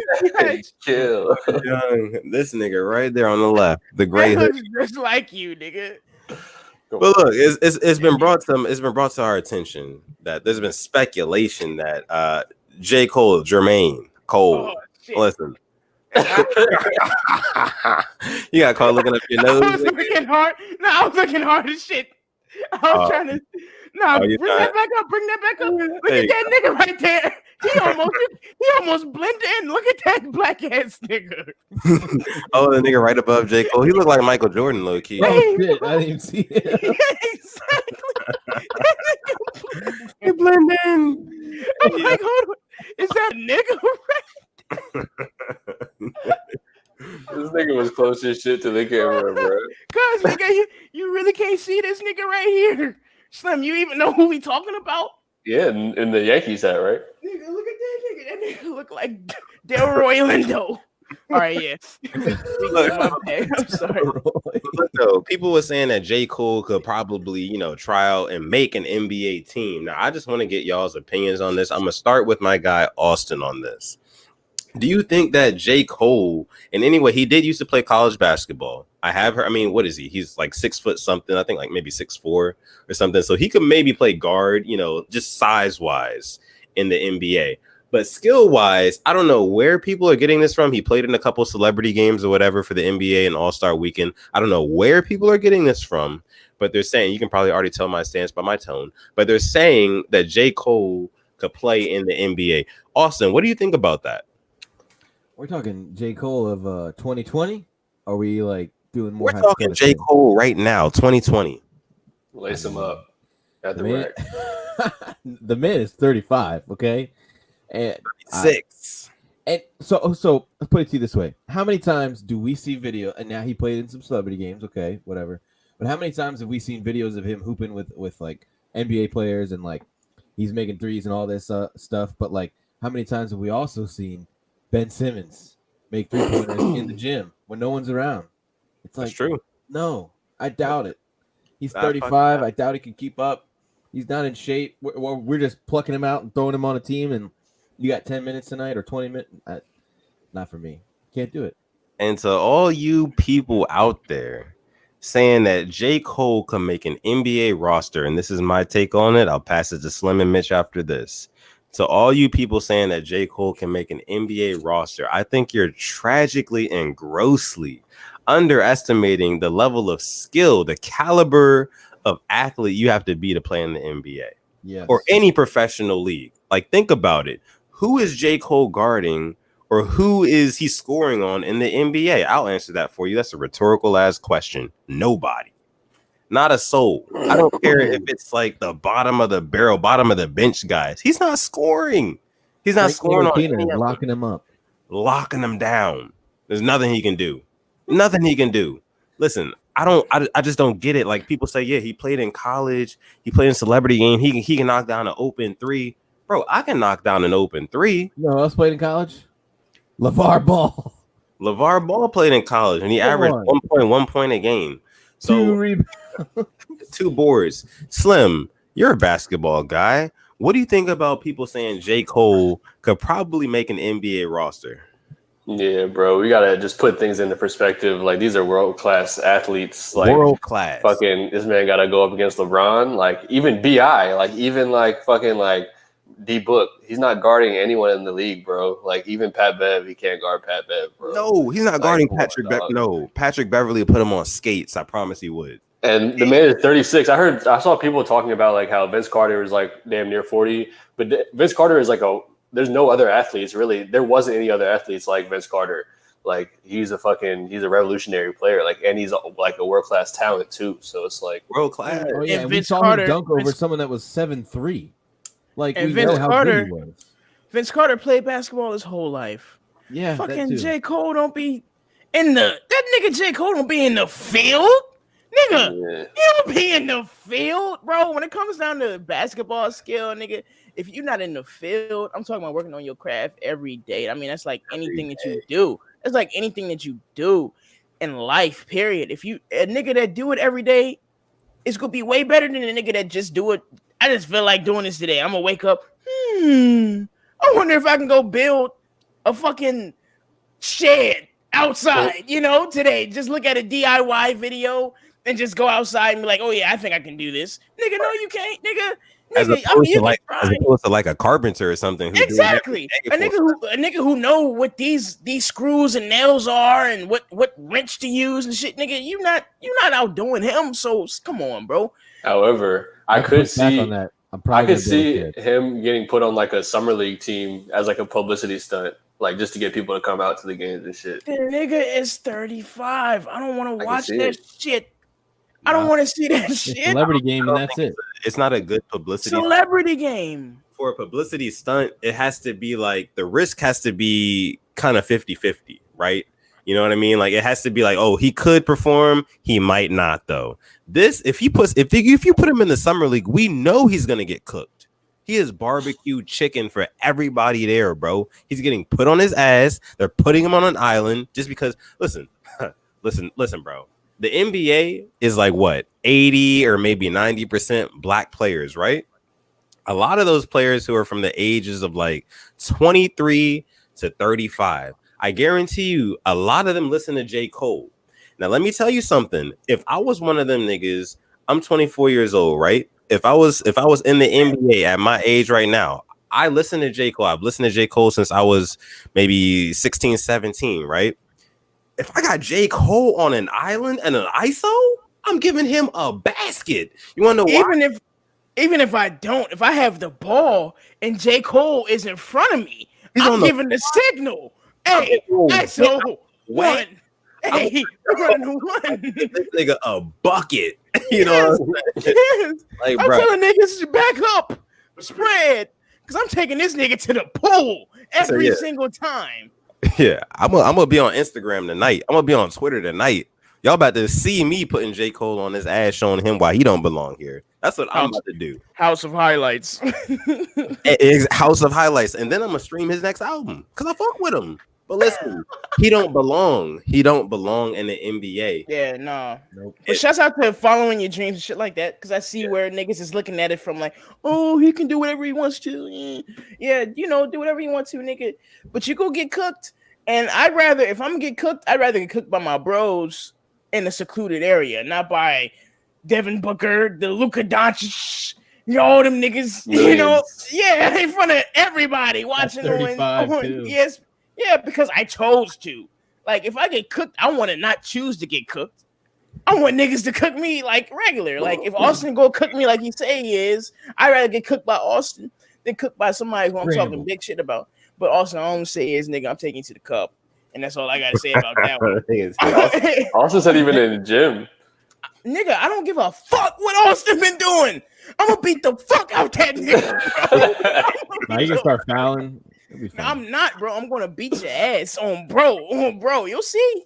But we're done. I'm not even trying. I wasn't even gonna try and get into this. I wasn't even trying to get into. We're not even. We're not even gonna get into that. Like we got into it last time. We already told y'all we gonna all link up. I'm just gonna set a pick for me at the elbow. I'm gonna spin around and fucking fade away. Oh, so yeah, why do you think you're so nimble on your feet, nigga? I am going to get you out of here. Okay. You don't have the same coordination that I do, my friend. It's gonna be 2-on-2. It's gonna be me, Sutton Def. It's gonna be me, Sutton Def, and nephew Conrad versus Lord Broadus and the Shire. It's gonna be 2-on-2. We're gonna record that video and we're gonna post it on our YouTube channel for y'all to see it. But I want to know, for those of y'all watching live right now, who do you think will win in the 2-on-2 basketball game? I know none of y'all probably seen us play basketball. But just looking at our faces and looking at our bodies, listen to our voices. What do you think? Who do you think will win in the 2-on-2 basketball game? Me and Mitch or Slim and Austin? That's light work. Me and Slim got chemistry. That's light work. You niggas had chemistry 5 years ago. It don't even matter about the chemistry. It's like riding a bike. It's not, bro. I swear, I promise you, I'm not going to let you beat me. You shoot with 2 hands. You say you shoot like this. But Slim, like but Slim, why are you even entertaining this nigga? I'm going to beat this nigga. We're gonna beat y'all. You're not Austin. When the 2-on-2 get to Rocket, you're not that good. Who told you? Who told you this? Slim did. Slim, what did he say? Austin's tough. Austin's tough. Tough. Austin's good. Like Austin's really good. Austin's tough. Thank you, Slim. Hey, Austin, I'm going to rock your world, baby boy. I'm going to flip your shit upside down. I'm gonna have you doubting yourself. After we play, when's the last time you touched the basketball, Mitch? It don't matter, Slim, because when I play this motherfucker right here, since he talking all this shit, I'm gonna make sure this nigga don't score at all. And you can write that down. You can write that down. He's not going to score at all. He ain't gonna get in the car and start barking. You'll see. You'll see. Austin, I got you. Hey, Reek said he got me and Mitch because he hooped with us before. He said he hooped with us before. He already know what's going on. That's a sample size. Niggas trying to make it sound like I'm some shit. Nigga, I'm gonna beat you, and after I beat you, Austin, I'm playing you, Slim. Since you want to talk all that shit, I'm playing you 1-on-1. Okay. And we not talking. Hey, look, you niggas, you think I'm a bitch or something, nigga? I'm on any nigga acting suspicious, nigga. I can't wait till we cut Austin, this part of this podcast and loop it in. Show highlights me beating your ass. Show highlights of me beating your ass. Bro, yes, sir. We can make it happen, like literally. They could be like, I'm a man of your word. We can make it happen whenever. We Mitch is gotta a make man of his words. We're gonna make it happen. after make it this happen. live, after this podcast, we're gonna sit here. We're gonna talk about when we're gonna, schedule that, make it happen. I We're gonna am set a free the concrete whole date. weekend. We're gonna set a concrete date tonight. Oh, I love it. You know what I'm saying? And then I'm we're gonna, free like I said, Saturday and Sunday. we're I love it. gonna post that video on Oh, YouTube. we're gonna figure it out. It's gonna be We're gonna entertaining. figure it out. It's gonna be a big I'm entertainment. tired of this nigga talking shit about me. This nigga, I don't know which way he gonna be on YouTube. If he this way on YouTube, I'm pointing at the white boy. This nigga been talking a lot of shit. Let me tell you something. You're It's the only me. one raising your voice, my friend. Yeah, because you talking a lot of shit, Slim. So when I see you, just know it's game time. I don't want to hear that shit. I don't want to hear none of that bullshit. Oh, I can't wait. Yeah. I cannot wait. I can't wait. I can't wait. I'm gonna do 50 push-ups tonight just to get my mind right. Just to yeah. I'm beating your ass, Austin. Next topic. So I yeah. talk about this the whole time. Transitioning back into our mob mail segment, we have our second question of the night. That question is as follows. Listen, what were you guys' first experience smoking or drinking? This is like, it's going to be a story from each of us. I asked you guys, keep it to like maybe 2 minutes or something like that so we can keep it moving right along here on Sitting on 22's episode 17. I want to start with my guy, Slim, up here, and then we're going to go around the horn, down to Mitch, and then over to Austin, up to me. Slim, what was your first experience drinking or smoking? You can pick which one. I'll do smoking because I was in, I think, 9th grade, and I moved up to New York, and my friend, I came back down to Maryland to visit my friend, and we were just hanging out. We were going to the movies, doing like, what I'm saying, what niggas did back in the day. We were just chilling, what I'm saying, shooting the shit. And so yeah, we went to the movies, and he was like, "Yo, you ever smoke?" And then I was like, "Nah, bro." So we went to the side of the movies, like some super sketchy shit we caught from this other kid. That was it. I'm pretty sure we were in 8th grade because this other kid, yeah, I knew him in middle school. Damn, nigga. And you had no morals or nothing. Just I mean, I didn't like start smoking heavy after that. Like I didn't smoke for a while after that, but that was like the first time. But yeah, so we caught at like the side of the movie theater, went back to my man's crib, sparked it. And then like I was like, yeah, we were like just went outside. I was like zooted like off my ass, like hit a bong or some shit. Like I was like coughing everywhere, thought I was about to throw up, like dizzy as hell, like couldn't even walk straight. We was like had like these laser pointer things. We was putting them in people's windows. Oh, see. Yeah, we were just doing some bunch of random shit. I hate niggas like you. I used to have the laser shit. Niggas used to put them out. Yeah. They illegal now. Did you know that? I didn't know that. I wasn't even hip. That shit but corny. And then my first drinking experience, was like, I think I was at a family reunion in like, I don't know, maybe like 10th grade or some shit, 9th, 10th grade. I don't know. I wasn't never really big in drinking. I was just family reunion. They was like, come take this shot. And I was like, fuck it. Yeah. Okay. Well, me, obviously, Austin, my first time sparking was with you. We had like mad blunts in the room that day. Great time.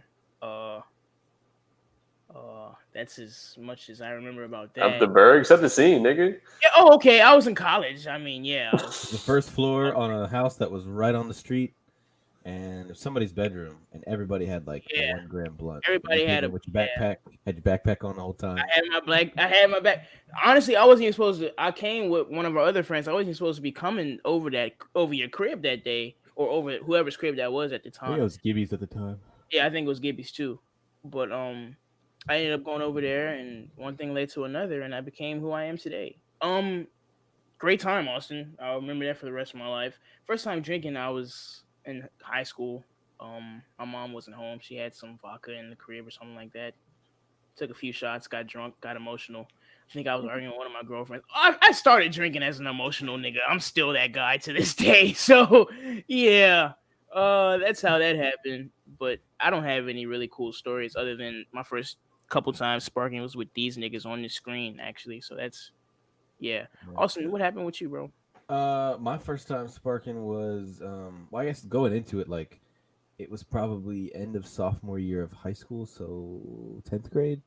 And I was like part of a people who were like, I guess like not really like into it, like didn't really care, but then we're also on the fence, like, I should at least try it. Like if I want to tell people like they shouldn't do it, kind of people, like, like I don't know, like is it bad? Who knows? Like, because people tell you all kinds of things and you can't like knock it if you try it, as they say. So my friend had an older brother, same age as me, who was like I guess 3 years older than us. Like him and two of my other really good friends, we went up to like his mom literally drove us up like to College Park, and we sparked with his brother and like his roommates. But the way they did it is like we were in their dorm, like we were packed in there.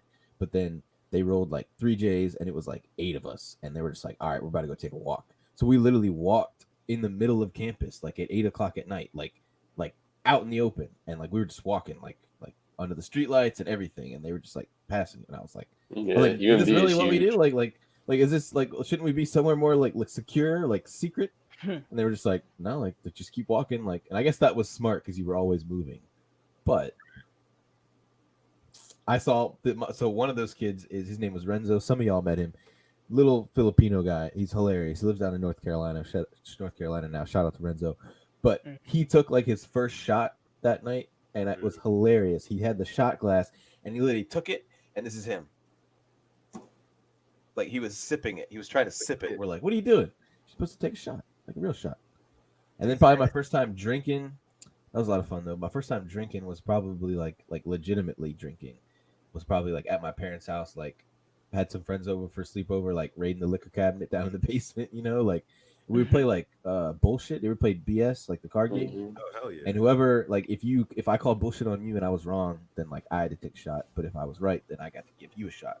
And then the game was you literally made a shot with whatever liquor you wanted to combine, and it was some of like the nastiest shots ever. Oh my god! It was actually really bad, but that's some white people shit. Down in my parents' basement, there's like also this little like workout area, like on the carpet, and like there was one of those little medicine balls with the handles on it, And like I just remember like somebody being drunk as shit, like hopping around on the fucking like medicine ball, like like what I'm talking about, like those little like little medicine balls.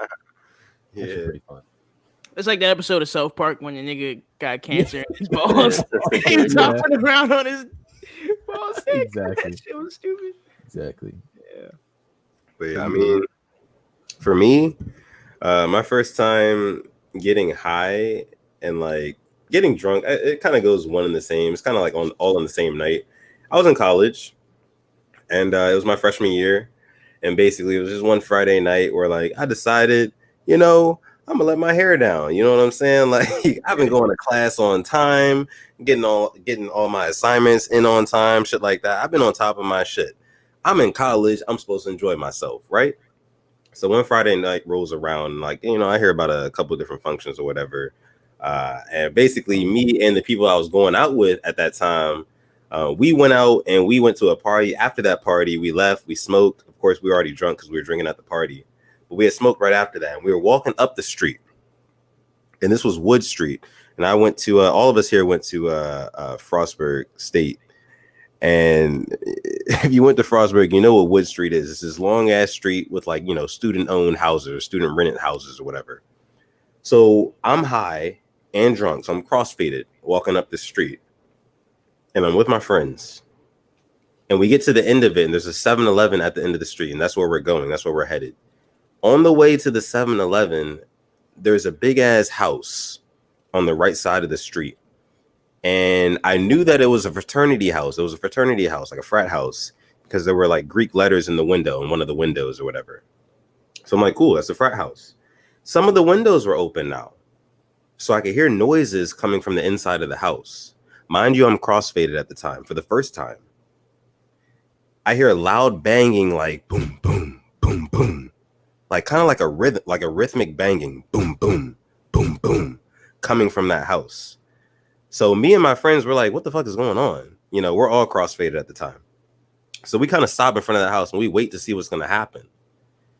10 seconds later, there's a girl, a white girl, who jumps out the front window of the house. She's naked with nothing but a towel covering her. She has a towel covering her. She hops out. Her hair is wet, like soaking wet. and she darts across the street, like, you know, barefoot and everything, darts across the street into an alley. And this is all unfolding right in front of us. I'm crossfaded for the first time in my life. So I'm like, what the fuck is going on? Is this what college is supposed to be about? I'm asking myself those kind of questions. And she runs across the street, and 10 seconds later after that, a guy comes out the front door of that house, and we're still standing there. We look at him, he looks at us. He says to us, he says, "Oh, don't worry about it. We just bukkakied on her face, and she was just trying to get out of there." Mind you, I'm high and drunk. I'm crossfaded. I'm like, oh shit. I know what bukkake means. It means that you nutted all over her face. Multiple men. And that is awesome. It made sense. And I'm like, I'm thinking to myself, like, damn, that's terrible. But I'm also thinking to myself, like, that's kind of awesome. I'm in college. You know what I'm saying? Like, I'm 18 at the time. I'm like, wow, this is what this shit has to offer. Drugs, lit, alcohol, lit, random shit like that. So that was my first experience smoking and drinking, or being high and drunk at the same time. After that, where did he go? Did he run down the street after? No, he didn't go after her. He went back in the house. And You what? Oh, what? I have so many questions. It's a raggedy bitch. Well, why did she agree first, or was she forced and then she decided? Nigga, he don't know, nigga. I don't know any of the details, bro. All I saw was her jump out of that front window, run across the street with nothing but a towel on. She went into like a little alley or whatever. And then he came out a couple seconds later. He's like, "Oh, don't worry, no worries, guys. Oh, we just had a bukkake all over her face." And we were just like, bring out the regular. Don't fret, guys. I can just see a Frostburg frat guy coming and handling the situation. So yeah, that was my first experience smoking and drinking for real for the first time. So that was the second question of our mob mail segment.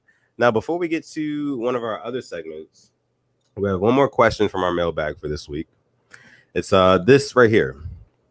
If you could have one exotic animal as a pet, what would that animal be?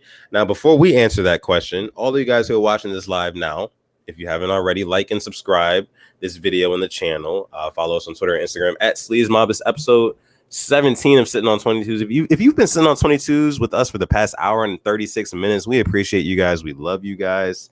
And like I said, if you haven't already, please like this video and subscribe to our channel. And I also want to know what exotic animal that you would love to have as a pet. So sound off in the comments. Let us know what you guys think about that question. But for now, we're going to go ahead and answer that. Austin, I want to start with you on this one. If you could have one exotic animal as a pet, what would that animal be? Well, like, I have a question. So, sidebar question. Yeah. So, I have a Pac-Man frog and a fucking crested gecko. Do y'all consider those exotic pets? Or like, should it be crazier as exotic? What is a Pac-Man frog and what is a crescent gecko? Because I have no idea. A Pac-Man frog is a horned frog. They have like where their eyes come out. They have like little tiny horns. They're not even really horns. They're basically from South America. They're big, fat, and Pac-Man is very, very fitting, especially for mine because he's albino. They're normally green and brown, but since if you know anything about genetics, he's albino, so he has yellow and orange skin. It like flips the pigments, but basically he's a mouth with legs. He'll eat anything you try to give him. He'll there you go right there. So like see that first image at the very top left, that's his color. Yeah. Oh, right here. That's albino. Yeah, something like that. Okay, exactly. That's an albino. They're normally green and brown like that, but he's literally, and they get way bigger, like the size of my palm, like quite large actually. Females getting a little bit bigger, but basically they are like weight and strike predators. They just like hang out on the forest floor, and when something comes by, they try to eat it. Mostly insects, but I fed mine a mouse before. Like they'll eat like whatever you give them. They even have like rear facing teeth, kind of like a hook, like for a fish. So like as soon as it gets hooked, it's hard to pull it out. I'm kind of interested in the what was it? The crested gecko? Yeah, crested gecko. Those guys are from New Caledonia. It's like French islands near Australia, I think. These guys are pretty cool. Really, really chill. We're looking at here. Yeah, like that first one probably. Geckos. Yeah. Nah, They're basically nocturnal. They're very chill. They're like I could pick mine up right now and hold him if you guys wanted. Like he's pretty. I mean, he'd probably freak out for a little bit, but then they calm down. They don't bite. They don't do nothing. He literally eats this like powder stuff. I just mix with water. It's like a fruit smoothie. Like, so he's friendly. He's a friend, not a foe. Very, very friendly. I mean, the frog you could probably pick up, but frogs you're not really supposed to pick up because their skin is very what's the term? Like they absorb water and shit through their skin. So like if you have oils on your skin, it's just not good for them. Plus, frogs pee on you when you pick them up, so that's not cool. Oh shit! I didn't know that. Yeah, but these does the frog make noise? He has made noise before, not really. Maybe, and you can't really house these frogs with other frogs because like they eat anything, so that's not good. If you house them with another frog, they'll just try to eat each other. The only time he's made noise, as I think it's a he, is like they brumate. They don't hibernate. They brumate sometimes, which is basically the same thing, but they like become really lethargic. They slow down, and he buries himself in the soil. Like so, he buried himself, and like I couldn't find him one time, so I was like digging around for him, making sure he was like okay, and like I heard him like kind of croaking a little bit because like I guess I was like fucking with him too much. That's the only time I've ever heard him make noise. Okay. I mean, if anybody's looking for like some sort of lizard, like or like interesting pet, like these guys, not too expensive. They last like, I mean, they live for 15 plus years. They're super chill. I mean, but if I'm gonna go more exotic, I would try to get something big, something crazy, probably like a Asian water monitor. You ever heard of those? Big ass lizards, like feed a whole chicken to a fucking water monitor, like a Komodo dragon almost. They're big as fuck. Oh shit! Fuck out of here. Pull up Komodo dragons. You got it up. Pull up an Asian water monitor. Asian water monitor. Got you. Let's see how big. They're extremely intelligent as well.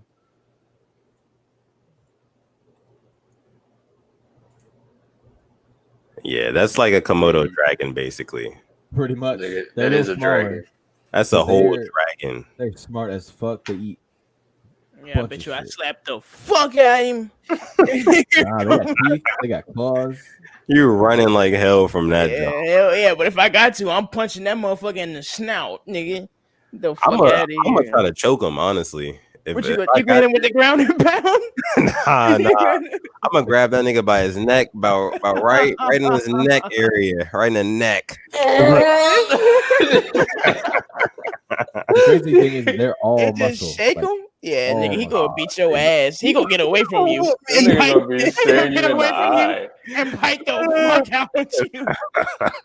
He gonna smack the shit out you with his tail. Bite you in the neck. Nah, I'm gonna take his back. And then I'm gonna get him with the rear naked choke. I'm gonna choke him out like that. Ground and pound.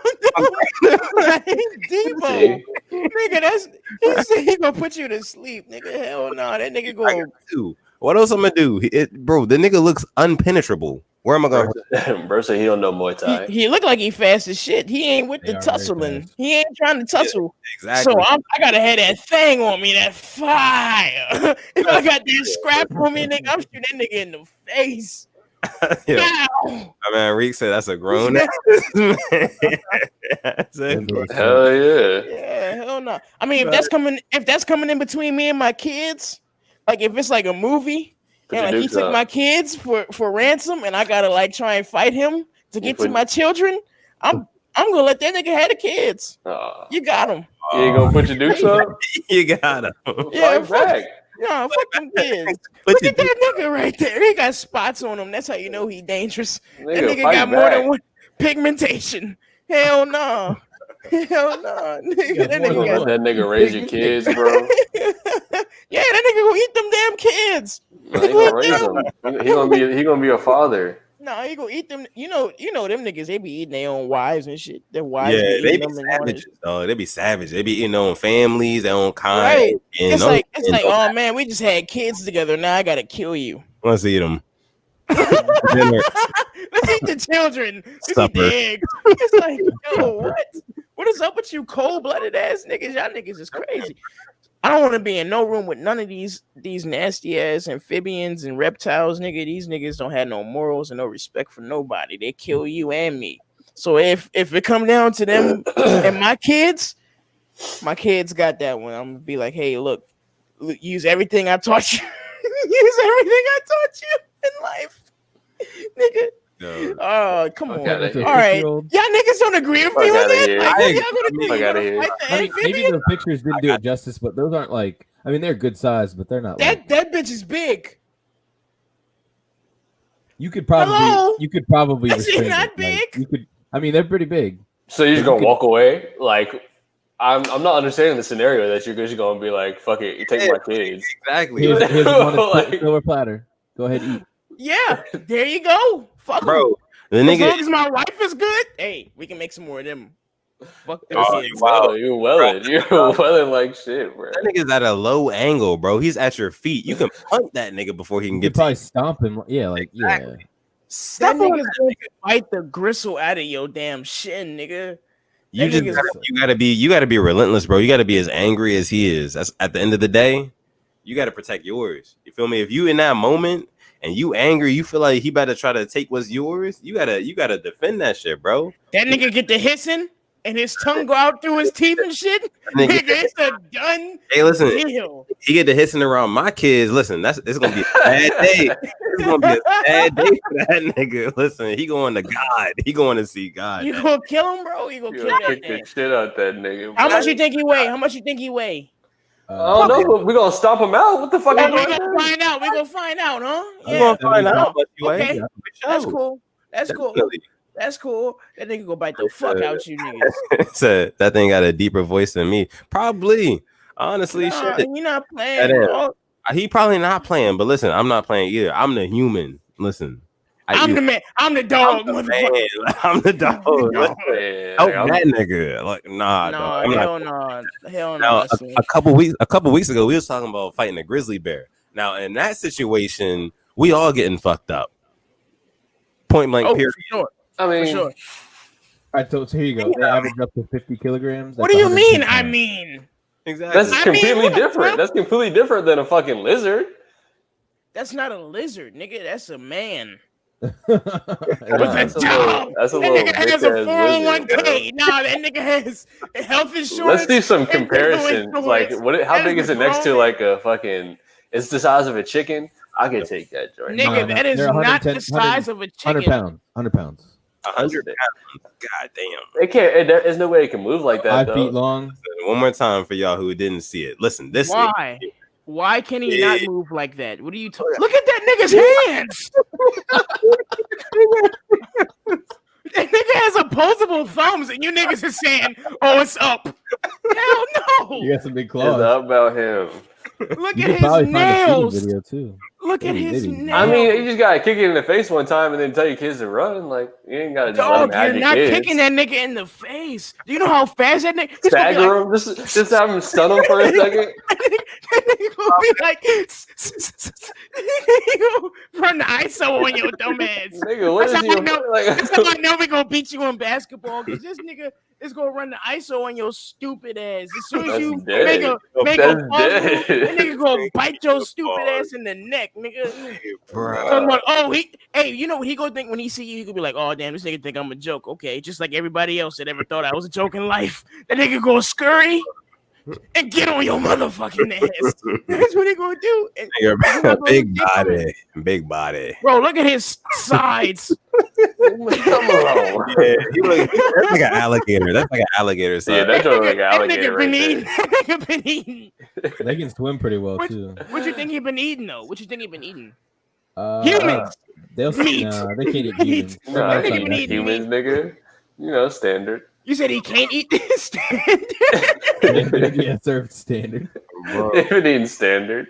standard. Nigga been eating. Bro, he really do Bro. look like he slapped the fuck out. Yeah, he look heavy-handed, bro. I'm not gonna hold you. He look like he just laid down on a nigga. Why does he look like? Look at his head. Why is his head a different color? I'm telling y'all that pigmentation means something. Look at this. Look, why does he look so stubby?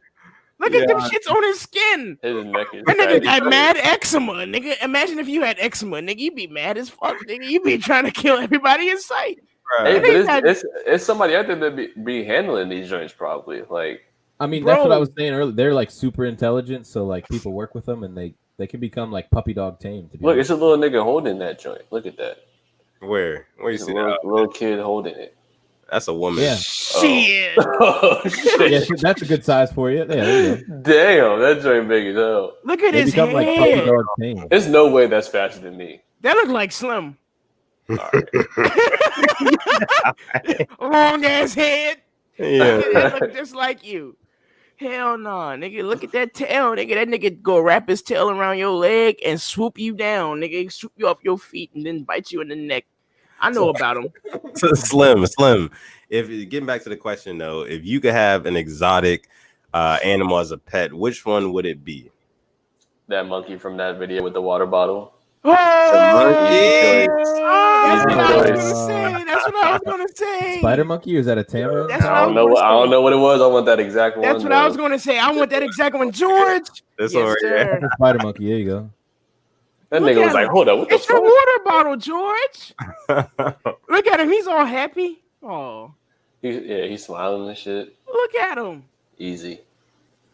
Yes, sir. Look at him. He gonna open that bitch up. He's like, what's in there? Like, wait, let me Read the check the manual. directions. Yeah, read the manual. Oh, yeah, you got it now. What's in there? Nothing. Smell it. Nothing. Close it back up. Back on. Cause I'm gonna be in there the next time, man. Look at it again. What's in there? Ain't shit in it. All right, something wrong with this one. Let's check it out. Let's check it out. Hey, Read the directions. You got to read in the manual. Yeah, bro. Dog. Funny. I agree with you. Crazy. It's crazy because I want that too, bro. I agree with you. So Yes, that's sir. me and you. Yes, sir.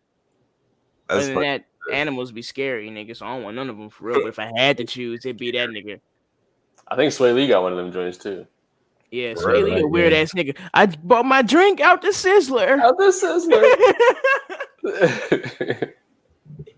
Man, I mean, if it were me, if I could choose between one like exotic animal, I would probably choose. It's a cat, right?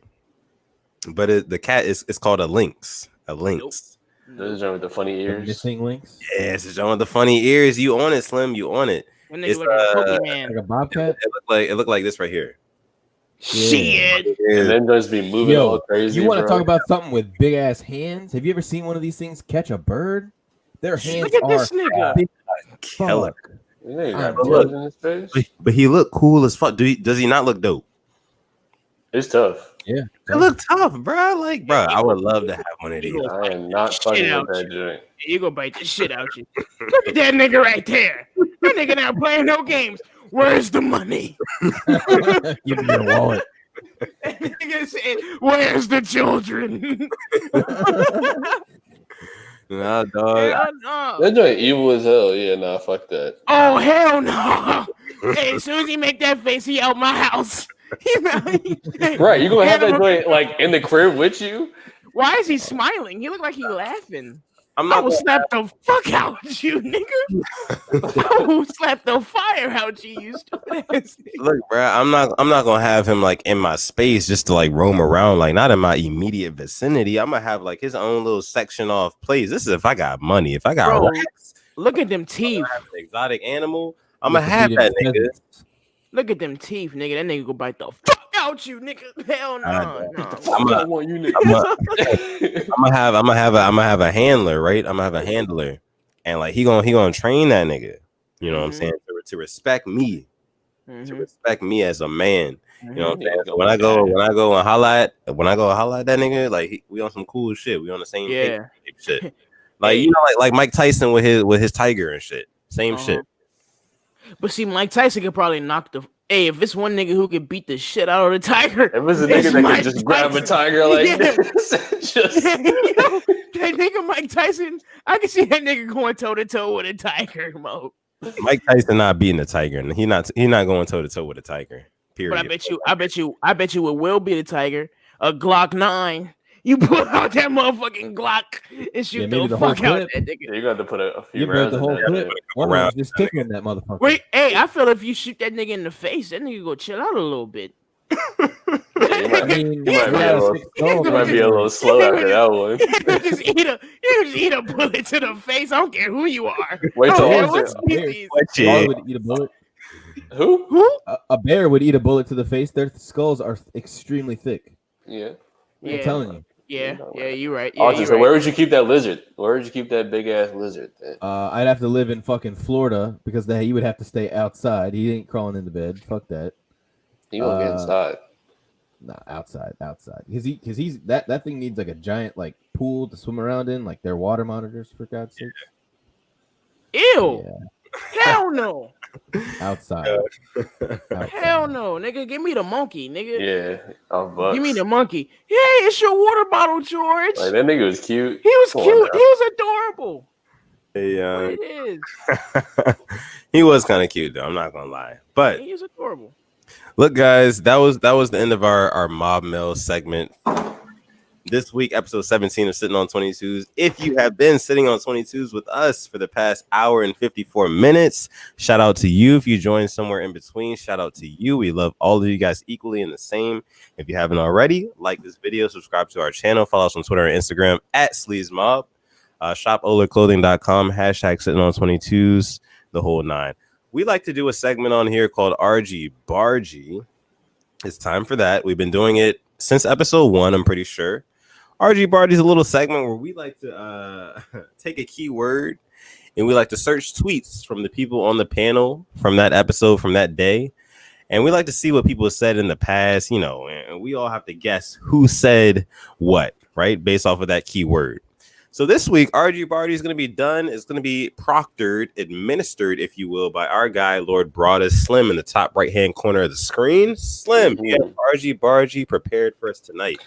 I do, man. Got the dub last week, proud of that. So, you know what I'm saying? But I was eating while I was doing the RG Bargy this week. Mm-hmm. So it's a little and I thought about it and I was like, some of my members of the Sleaze Mob have some hot food takes. So, I was like, this week is going to be food related. Okay. So our first keyword is we're going to do chicken for the first keyword. Okay. I like it. And I quote, "I'll never understand the combination of chicken and waffles," end quote. Austin. If that's me, I'm sorry. I like chicken and waffles. No, it's not you. That can't be me. I don't think it's definitely Izzy didn't guess anything. I think it's Izzy. It's Def. It's Def. Sounds like an Izzy statement. I know it's me because I tweeted that like maybe a month ago, maybe 2 months ago, because I don't understand how many chicken and waffles. Go ahead and reveal it, Slim. That was sudden death. That was August 13th, 2019. That was a year ago almost. Wow. Damn. Yeah. I could have sworn I did. You might have recycled that joint. But how do you not like chicken and waffles? What's wrong with you niggas, bro? Because, bro, like, listen, why would I want to eat chicken and breakfast? Listen, chicken and waffles. Like, waffles is bread and starch and syrup and shit like that. I don't want to mix chicken and waffles. Yeah, I'm not going to eat it together. From one of the finest restaurants, actually. I've had chicken and waffles from one of the finer restaurants. Even at Roscoe's we got it, nigga. Where you had it from? If it's not Roscoe's in LA, nigga, or Amy Roos in New York, nigga, you ain't had no fuking fine chicken. Or a strip club in Atlanta, like, nigga, where you go? You had it from the Hamilton, nigga. I know about you. Yeah, I mean, I know. I just don't get it. Like chicken and waffles, I'd rather keep my breakfast food and my lunch/dinner separate. I mean, that's just me. You know what I'm saying? Like, I don't want fried chicken and waffles with syrup, Eggos with syrup. You're not supposed to eat it in the same. That'd not be no Eggos. You're supposed to eat them in the same bite, bro. You're supposed to just eat them. Hey, but at Roscoe's you can, bro. Roscoe's crazy. Hey, bro, you can do whatever. That shit. Hey, Slim, I know we got a voucher still, yes, right? We do. Yes, hey, look. Yeah. Give me a couple months. Where you trying to go? I mean, because Miami's kind of wild right now. I ain't fucking with Miami. All right, cool. But niggas about to be on trips for sure. All right, cool. We'll talk about that later. Sure. All of us will actually, because I know we should we should make a trip soon to go experience the finer things in life. Because Slim, I mean, you need to try that Roscoe's Chicken and Waffles. That shit is crazy. I'll give you my live reaction and impression from it. It'll be a vlog sitting on 22. That would be awesome. Yeah, we'll talk about that later though. But yeah, okay, my bad. All right, next week. Quote. Like he really just rolled 2 blunts, then fried his bacon and chicken. End quote. That's me. I feel like that's me. I don't know who did that for us. Austin's so confident in it. I'm going to follow with him. I'm gonna say Oh, that's yeah, Austin. I bet Gibby did that shit. I bet I'm gonna Gibby say did that's that Austin. shit. I 'Cause bet didn't Gibby tweet did that. I bet Gibby did that shit. I'm gonna go Austin. It's not Austin because Everybody voted Austin. Slim's face is not Austin right now, but I'm gonna say Austin anyways. That was the Shire Man. Oh. That's something that Gibby May would 14th, 2016. Yes. Gibby used to make like whole steaks and eat like a portion of it and be like, "Yo, you want the rest?" Like, yeah, that's a whole steak. That sounds like a good time. Yeah, fuck yeah. Are we all tied? What's the score? Who got the first one right? Did Izzy get the first one right? I got the first one right. I got the first one right too. I guess it was me too. I think we're all tied. I think we're all tied. here too. Okay. All right. You sold me out for some chicken change. End quote.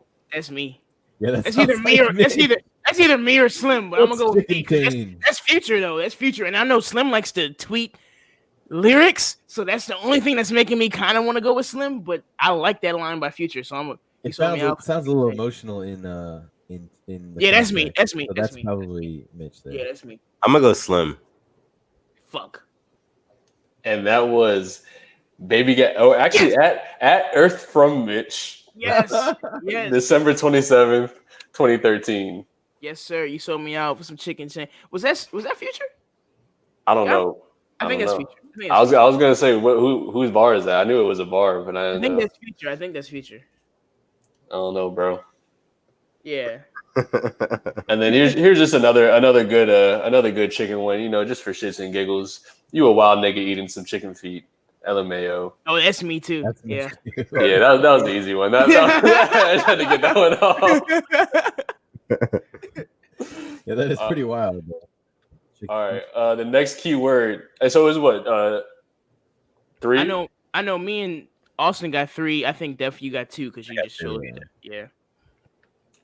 Okay. So the next key word is going to be fish. Okay.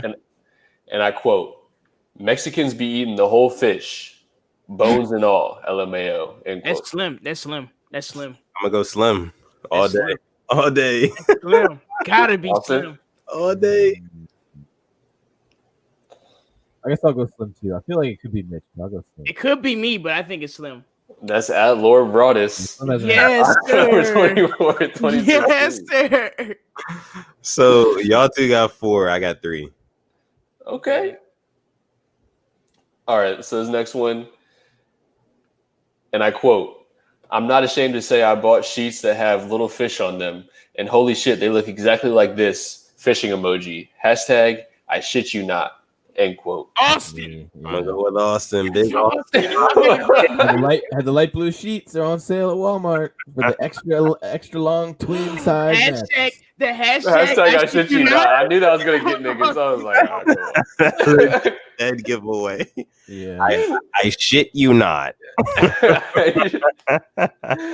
Hashtag I shit you not. That's funny. Okay. All right. And I quote: "I'm selling bootleg copies of Ice JJ Fish album at your local barbershop this summer." End quote. Shit. That's gonna be at Baby Get Mitch, at Earth from Mitch, whichever one. That's my vote. Can you read it again? I'm gonna go Slim. Quote: "I'm selling bootleg copies of Ice JJ Fish album at your local barbershop this summer." Damn, End that quote. might be me. I'm gonna go with Slim. No, I'm gonna go Slim. I got Mitch. Austin, you said me? Yeah, I'll go Slim. That's at Earth from Mitch. Yes, sir. May 3rd, 2015. Tie ball game, fellas. 5-5-5. That was my moment to go ahead. Damn it! I should have known that was me. Okay. Wait, was it 5-5? You said? Yeah, 5-all. Yeah, we all tied. Yeah. Okay. So this last word is grill. For all the marbles. All right. Quote. This time next week, I'll be in lane waiting for grill works or something. End quote. Izzy. No, that sounds like Mitch. That's that sudden death. That's that sudden death. Slim, give us some context for those of them watching who don't know what Grillworks is. Okay, so Grillworks, when you go in the lane, you got about like 9 options, but really you only got about 3. So it's like Chick-fil-A, Grillworks, or Moe's. Yeah, Grillworks is like that fucking burger. You know what I'm saying? You can get a chicken sandwich, you can get a cheesesteak, you can get the poor man's Five Guys. Yeah, right. For real. This is from college, by the way, guys. College. And this person, I'm gonna give a little hint. This person had a lot of Grillworks sweets. They were a fan. Sounds like it's Izzy then, but I fuck with Grillworks too. I fuck with Grillworks too, though. My vote is on Mitch. I'm gonna go with Izzy. Fuck it. That was at sudden death, January 21st. Bro, yeah, I was going through it. You had like 10 Grillworks tweets, dog. I was like, this nigga love Grillworks, bro. I had a lot of early morning classes, right? So like I would always go to Grillworks, like get the chicken sandwich, the chicken, whatever, the egg, bacon, egg, and cheese, yada yada yada. I would always go to Grillworks in the morning because I gotta hit lane. So I believe it. Respectable. That's definitely respectable. Yeah. So I think that means Mitch won for tonight. Mitch is the winner of RG Bargy. Did you have any more, Slim? No, that was it. That was the last one. Let's go. That was the last one. That was all the marbles. So Mitch, you get to do RG Bargy next week. Awesome. Cool. I forgot about the prize. The prize. The prize is research. Right. You get so into it, you're like, you want to win. Damn it, I knew I should have threw it. I knew I should have threw that bitch. Fuck. Yeah, so that was RG Bargy. Like I said, a segment where we like to search up each other's tweets, try to guess who made that tweet. It's a super fun segment. If you are watching this episode still live, make sure you like, subscribe. Also follow us on Twitter and Instagram at SleazMob. Follow all these people here just to run through it real quick. We've got me. We've got Mitch from Earth. You've got Austin, the Shire Man, and you've also got Lord Broadus. Mitch, what you about to say? All I'm gonna say is right here. All right, mano y mano, fellas. All right, I'm gonna come all to you niggas man to man. Okay. Wani. Now, Wani Wan. Now, look, let me tell you something. Last week, we talked about having a partner who had IBS shitting on themselves. Okay? If you was dating somebody who was shitting on themselves, what would you do? Now, I want to walk you guys through this scenario. Okay? Yeah. So, it's you, your girl. Your girl has a sister and her boyfriend. Okay? So, all 4 of you go to, let's say, King's Dominion. Okay. You guys are all out having a great time. I'm talking water rides. I'm talking Dominator. I'm talking Intimidator. Okay. Big fun. On one of these rides, though, your stomach start rumbling. And your stomach don't usually rumble, but you just wave it off. You're like, oh, it's just human nature, right? Let's just say you get on the Intimidator 306 or whatever it is. I mean, that's 300 and something feet in the air, right? You get to the top of that bitch. You drove, by the way. You drove to this place. I left that out. But you drove to King's Dominion today. You get to the top of 306 and you shit yourself. You shit yourself and you feel it, but you like it feel like a fart, but it's a little wet. At the end, you go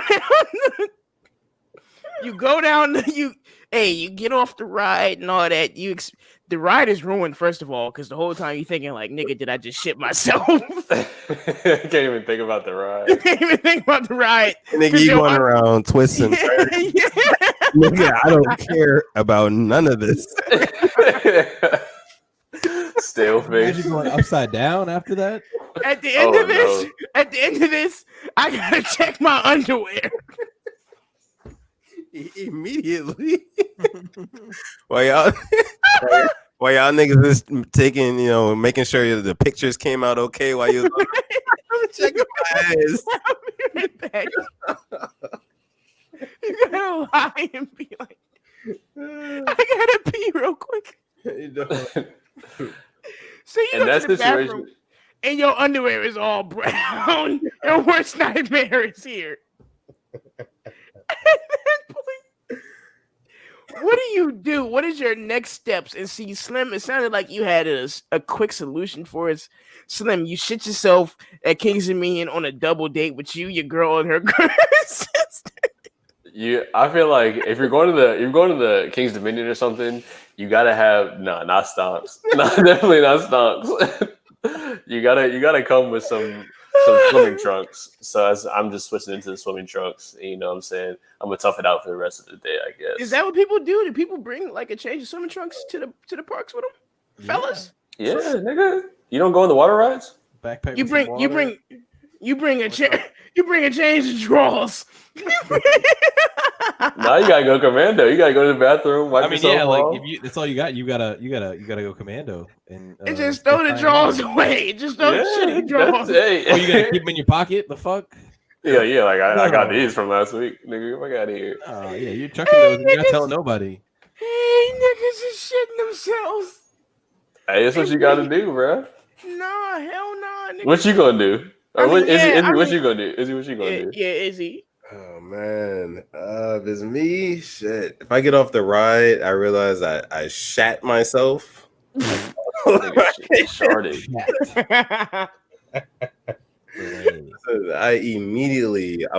the. Hey guys, I gotta go pee real quick. I'll be right back. That's just that's my cover, right? Everybody thinks I gotta go take a piss. I'm gonna go find a bathroom, right? And everybody think you gotta take a piss, but you shit yourself.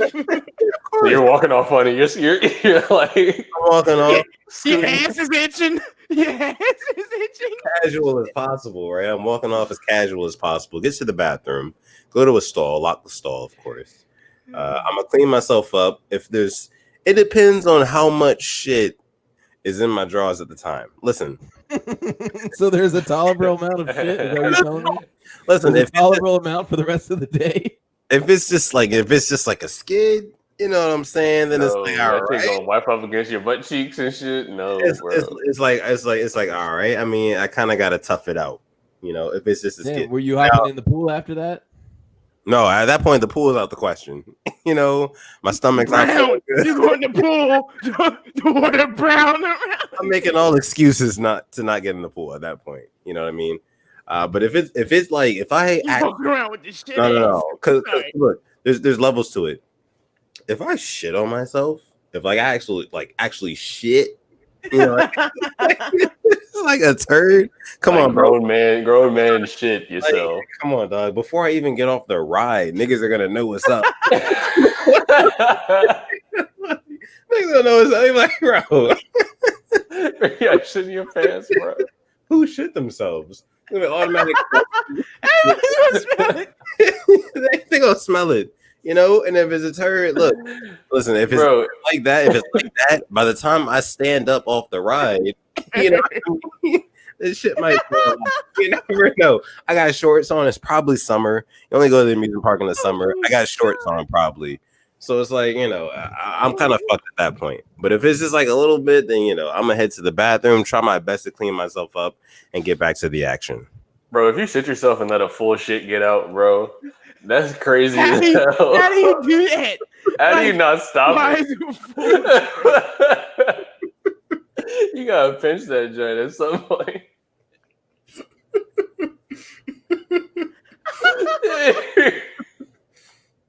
That is not stonks. Stonks. But listen, bro, how are you stopping that on a ride? If you in the middle of the ride, upside down, you are terrified. Your body is G-force pulling out. Shit yourself. G-force, bro, that shit is coming out whether you like it or not, my nigga.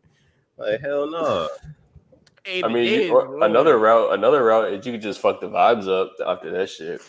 I mean, but nobody wants to be that guy though. Austin, Austin, I didn't forget about you, Austin. What you thinking? Like, what would you do if you shit yourself? You wearing tan pants, khakis. First off, if I shit myself, something is very wrong. Probably like I'm not a risk taker. You know what I'm saying? Like I ain't like just trying to like get the part out. I ain't risking it. I'm not a risk taker. I wouldn't put myself in that situation. You gonna hold that part for one thing. I might hold it until I'm in a safer situation where I know for sure I'm just blowing some air. But if that did happen at the very top of the ride, and I'm going to the bathroom like a calm person. I'm trying not to walk funny. You're going to walk funny because there's shit on your hands. You're going to think you're not walking funny, but it's going to be funny. If it's contained within my underwear, I'm ditching those. I'm leaving them in the trash can. Oh, no, they're getting thrown out regardless. They're getting thrown out. I don't know. And no one would know. And I'm just going to go about my day. Imagine throwing your underwear away in the Kings of Million. And there's bound to be another nigga in there that's going to see you. That's going to right. Somebody going to steal your shit. Nah, it's gonna be a grown man with a small child. Right. You're gonna have to do that in front of them. That's gonna be the situation. Oh shit, that shit could be so awkward, dog. Better than the people I came with. That is a worst case scenario. Terrible time. That is literally a nightmare. So you wouldn't tell like your girl? You would just tough it out? I mean, it depends on how fresh the relationship is. Maybe later. But I mean, but what do I gain from telling my girlfriend? On our second date, I shit myself. I'll tell. Yeah, maybe we can laugh about it later. I don't think at no point she's going to laugh about that.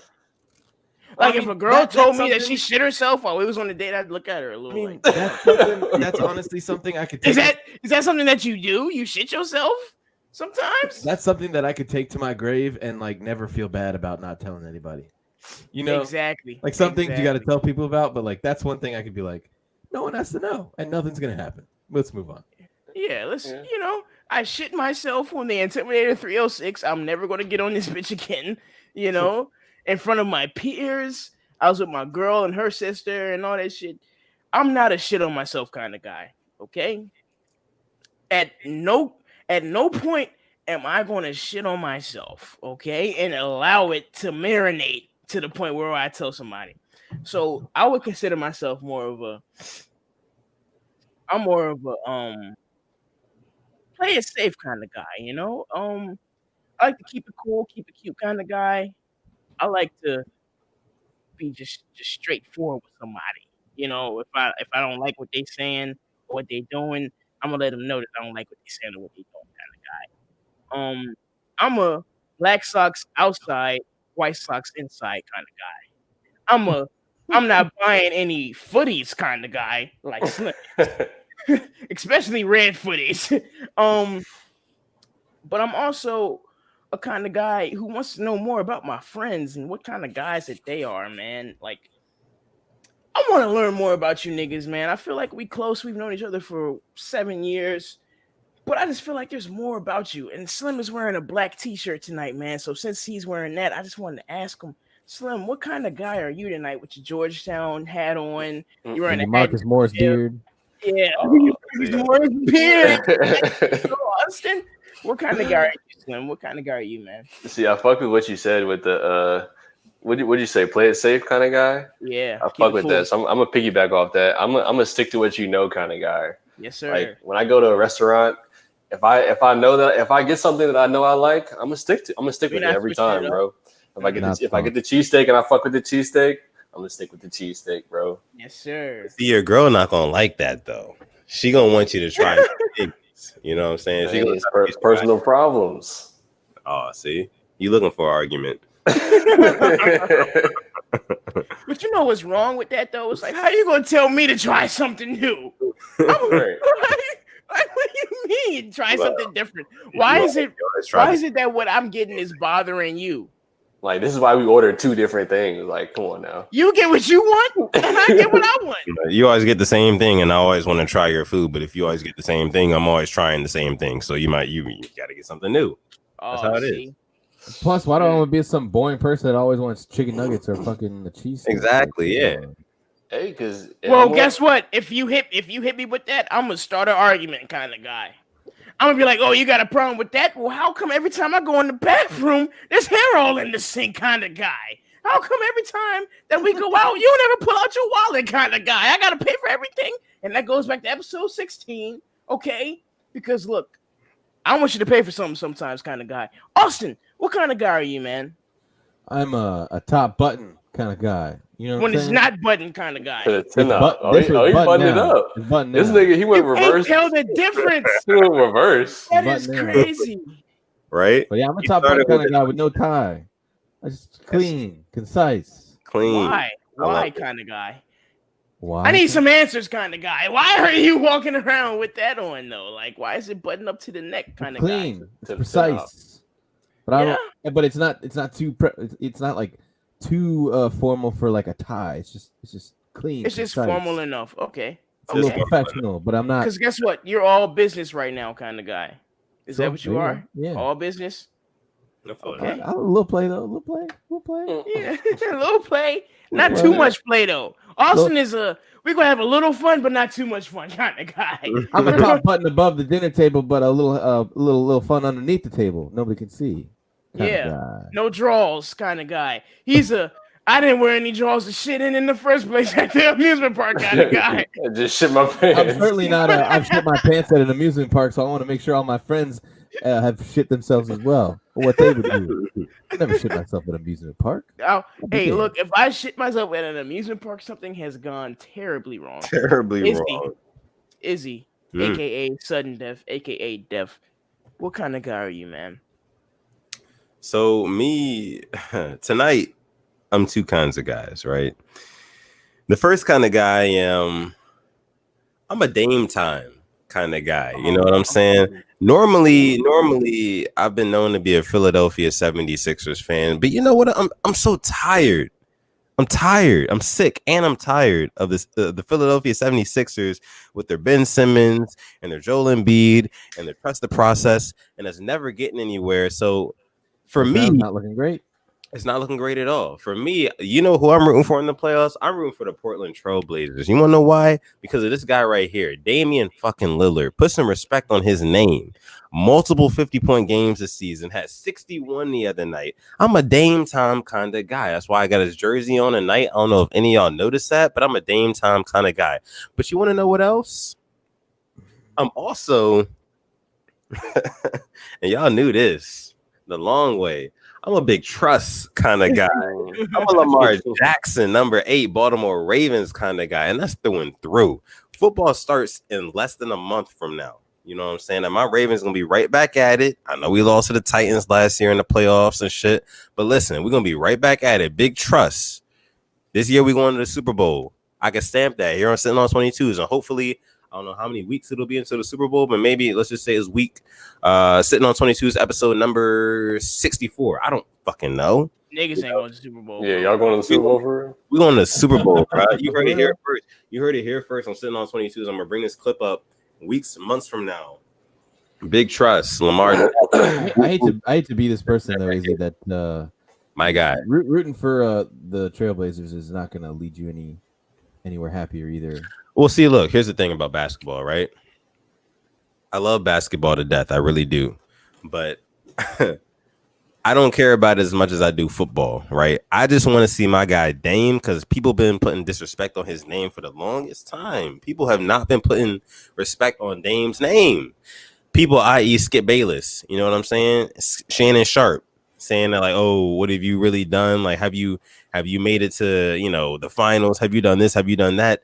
The nigga is hooping, but he's hooping, bro. He's putting up numbers on demand. The day they said that, the day they went on air on live television and said, oh, but Damian Lillard, what have you done in the playoffs? What have you done here? What have you done there? That night, that very same night, he dropped 61 points. Who do you know does that on command? You know what I'm saying? Like, oh, y'all saying that about me? I'm going to go ahead and get 60 tonight. So I'm a Dame time kind of guy. That's what kind of guy I am. And a Lamar Jackson, big trust kind of guy. Big trust. Yeah, man. Slim, you're a nappy beard kind of guy. You're a crew neck. low socks, ankle socks kind of guy. Thanks. And I respect that. You know, you're a blue jersey with a red sock kind of guy. And look, you own that. Okay? All right, got you. That's one thing that I respect about you, Slim. You're fearless. Okay? I am a tiger kind of guy. I love that about you. Okay? Austin, resiliency. Okay? Mark of the beast kind of guy. All right? No matter how much shit I talk about you, you find a way to bring it back on me. Okay? I love that about you, Austin. You motherfucking Casper the Ghost, white ass, fucking cool ass nigga, Jason Statham. I mean, in the shadows kind of guy. You're dangerous, a killer, assassin. When you're trying to guard me, kind of guy. No, I'm gonna shut you down, kind of guy. But on to the next. Back to this, Luka Doncic. Yeah. Oh, I can't wait. No. Okay, I'm gonna shut you down. I mean, you might score a couple, but you're not gonna beat me. Anyways, Dev. I'm gonna be Dirk in the post. No, you're not. I got that one. It's not China. Dev, you motherfucking smooth criminal kind of guy. I mean, Dev is a goddamn. I'm creeping. I'm sneaking. I'm geeking on you kind of guy. Slim. I mean, Def nigga, you are one of the coolest niggas I've ever met kind of guy. You know, you real nonchalant. Oh, you hurt my feelings. I'll never let you know kind of guy. You know, you say something disrespectful, I ain't ever going to react about it kind of guy unless it's wartime. And guess what? You know what? I'm looking at all my niggas, man, in Austin, your Wi-Fi was like, how convenient. Undefeated. Even spent a sack. I believe it. Smoking on reefer. OG Rican. If the cops pull me over, they gonna want to take the beam or what? I'm gonna do it. Beat it like Tina. And I got my Nina, boy. You better be Sabina. Hey, I said Ric Flair, bitch, boy. I've been playing. You a bitch woman, boy. I've been playing. Hey, you been rocking out with the Sitting on 22's crew, aka the Sleaze Mob, nigga. And my name is Mitch from Earth, aka Baby Cat Mitch, aka I got so many AKAs, nigga. I could start a sorority team, aka Cul-de-sac Con, aka Nephew Conrad. And I can con you, but you can't Conrad. And I'm gonna let my niggas take it away for us tonight, man. This is episode 17. If you're still watching this today live, or if you're watching this tomorrow, day after that, or whatever, and you're listening to us right now, you should go like and subscribe this video. Yeah. Because next Wednesday we coming out with episode 18, and the Wednesday after that, nigga, we coming out with episode 19. Because we coming to you with that fire, nigga. You dig what I'm saying? We coming to you with live shit, live content, new content every single week. And on top of that, we got some music coming. We got other shit coming, visuals, all types of shit coming at you and at your neck in the real foreseeable future, or whatever it is that the word is. Austin, fact check that. And I'm gonna let my niggas take it away for us tonight, man. It's the Sleaze Mob, aka Mitch from Earth, aka the boys. Niggas, say what it is, say. Yeah. Austin. And it's Austin, aka Shire, aka General Austin, aka Dick Johnson, your news sleaze reporter, coming to you live next week. I got something for your ass, Mitch. Stay classy, America. It's your boy Slim Jenkins, aka Lord Broadus, signing off. Thank y'all so much for listening. Yes, sir. Yes, sir. And it's your boy at Sutton Def. Find me on Twitter and Instagram at Sutton Def, aka Malvo Witherspoon, aka Theo Radcliffe, aka Fade Izzy for the OGs, aka Izzy if you know me, only if you know me. That's all from us. You've been sitting on 22s with the Sleaze Mob for the past 2.5 hours. Shout out to you. Like and subscribe this video like the homeboy just said. We'll catch you guys in episode 18, y'all. Peace. We love you, Dark Continent. Good night. Rest in peace, baby B. Rest in peace, baby D. Oh, look,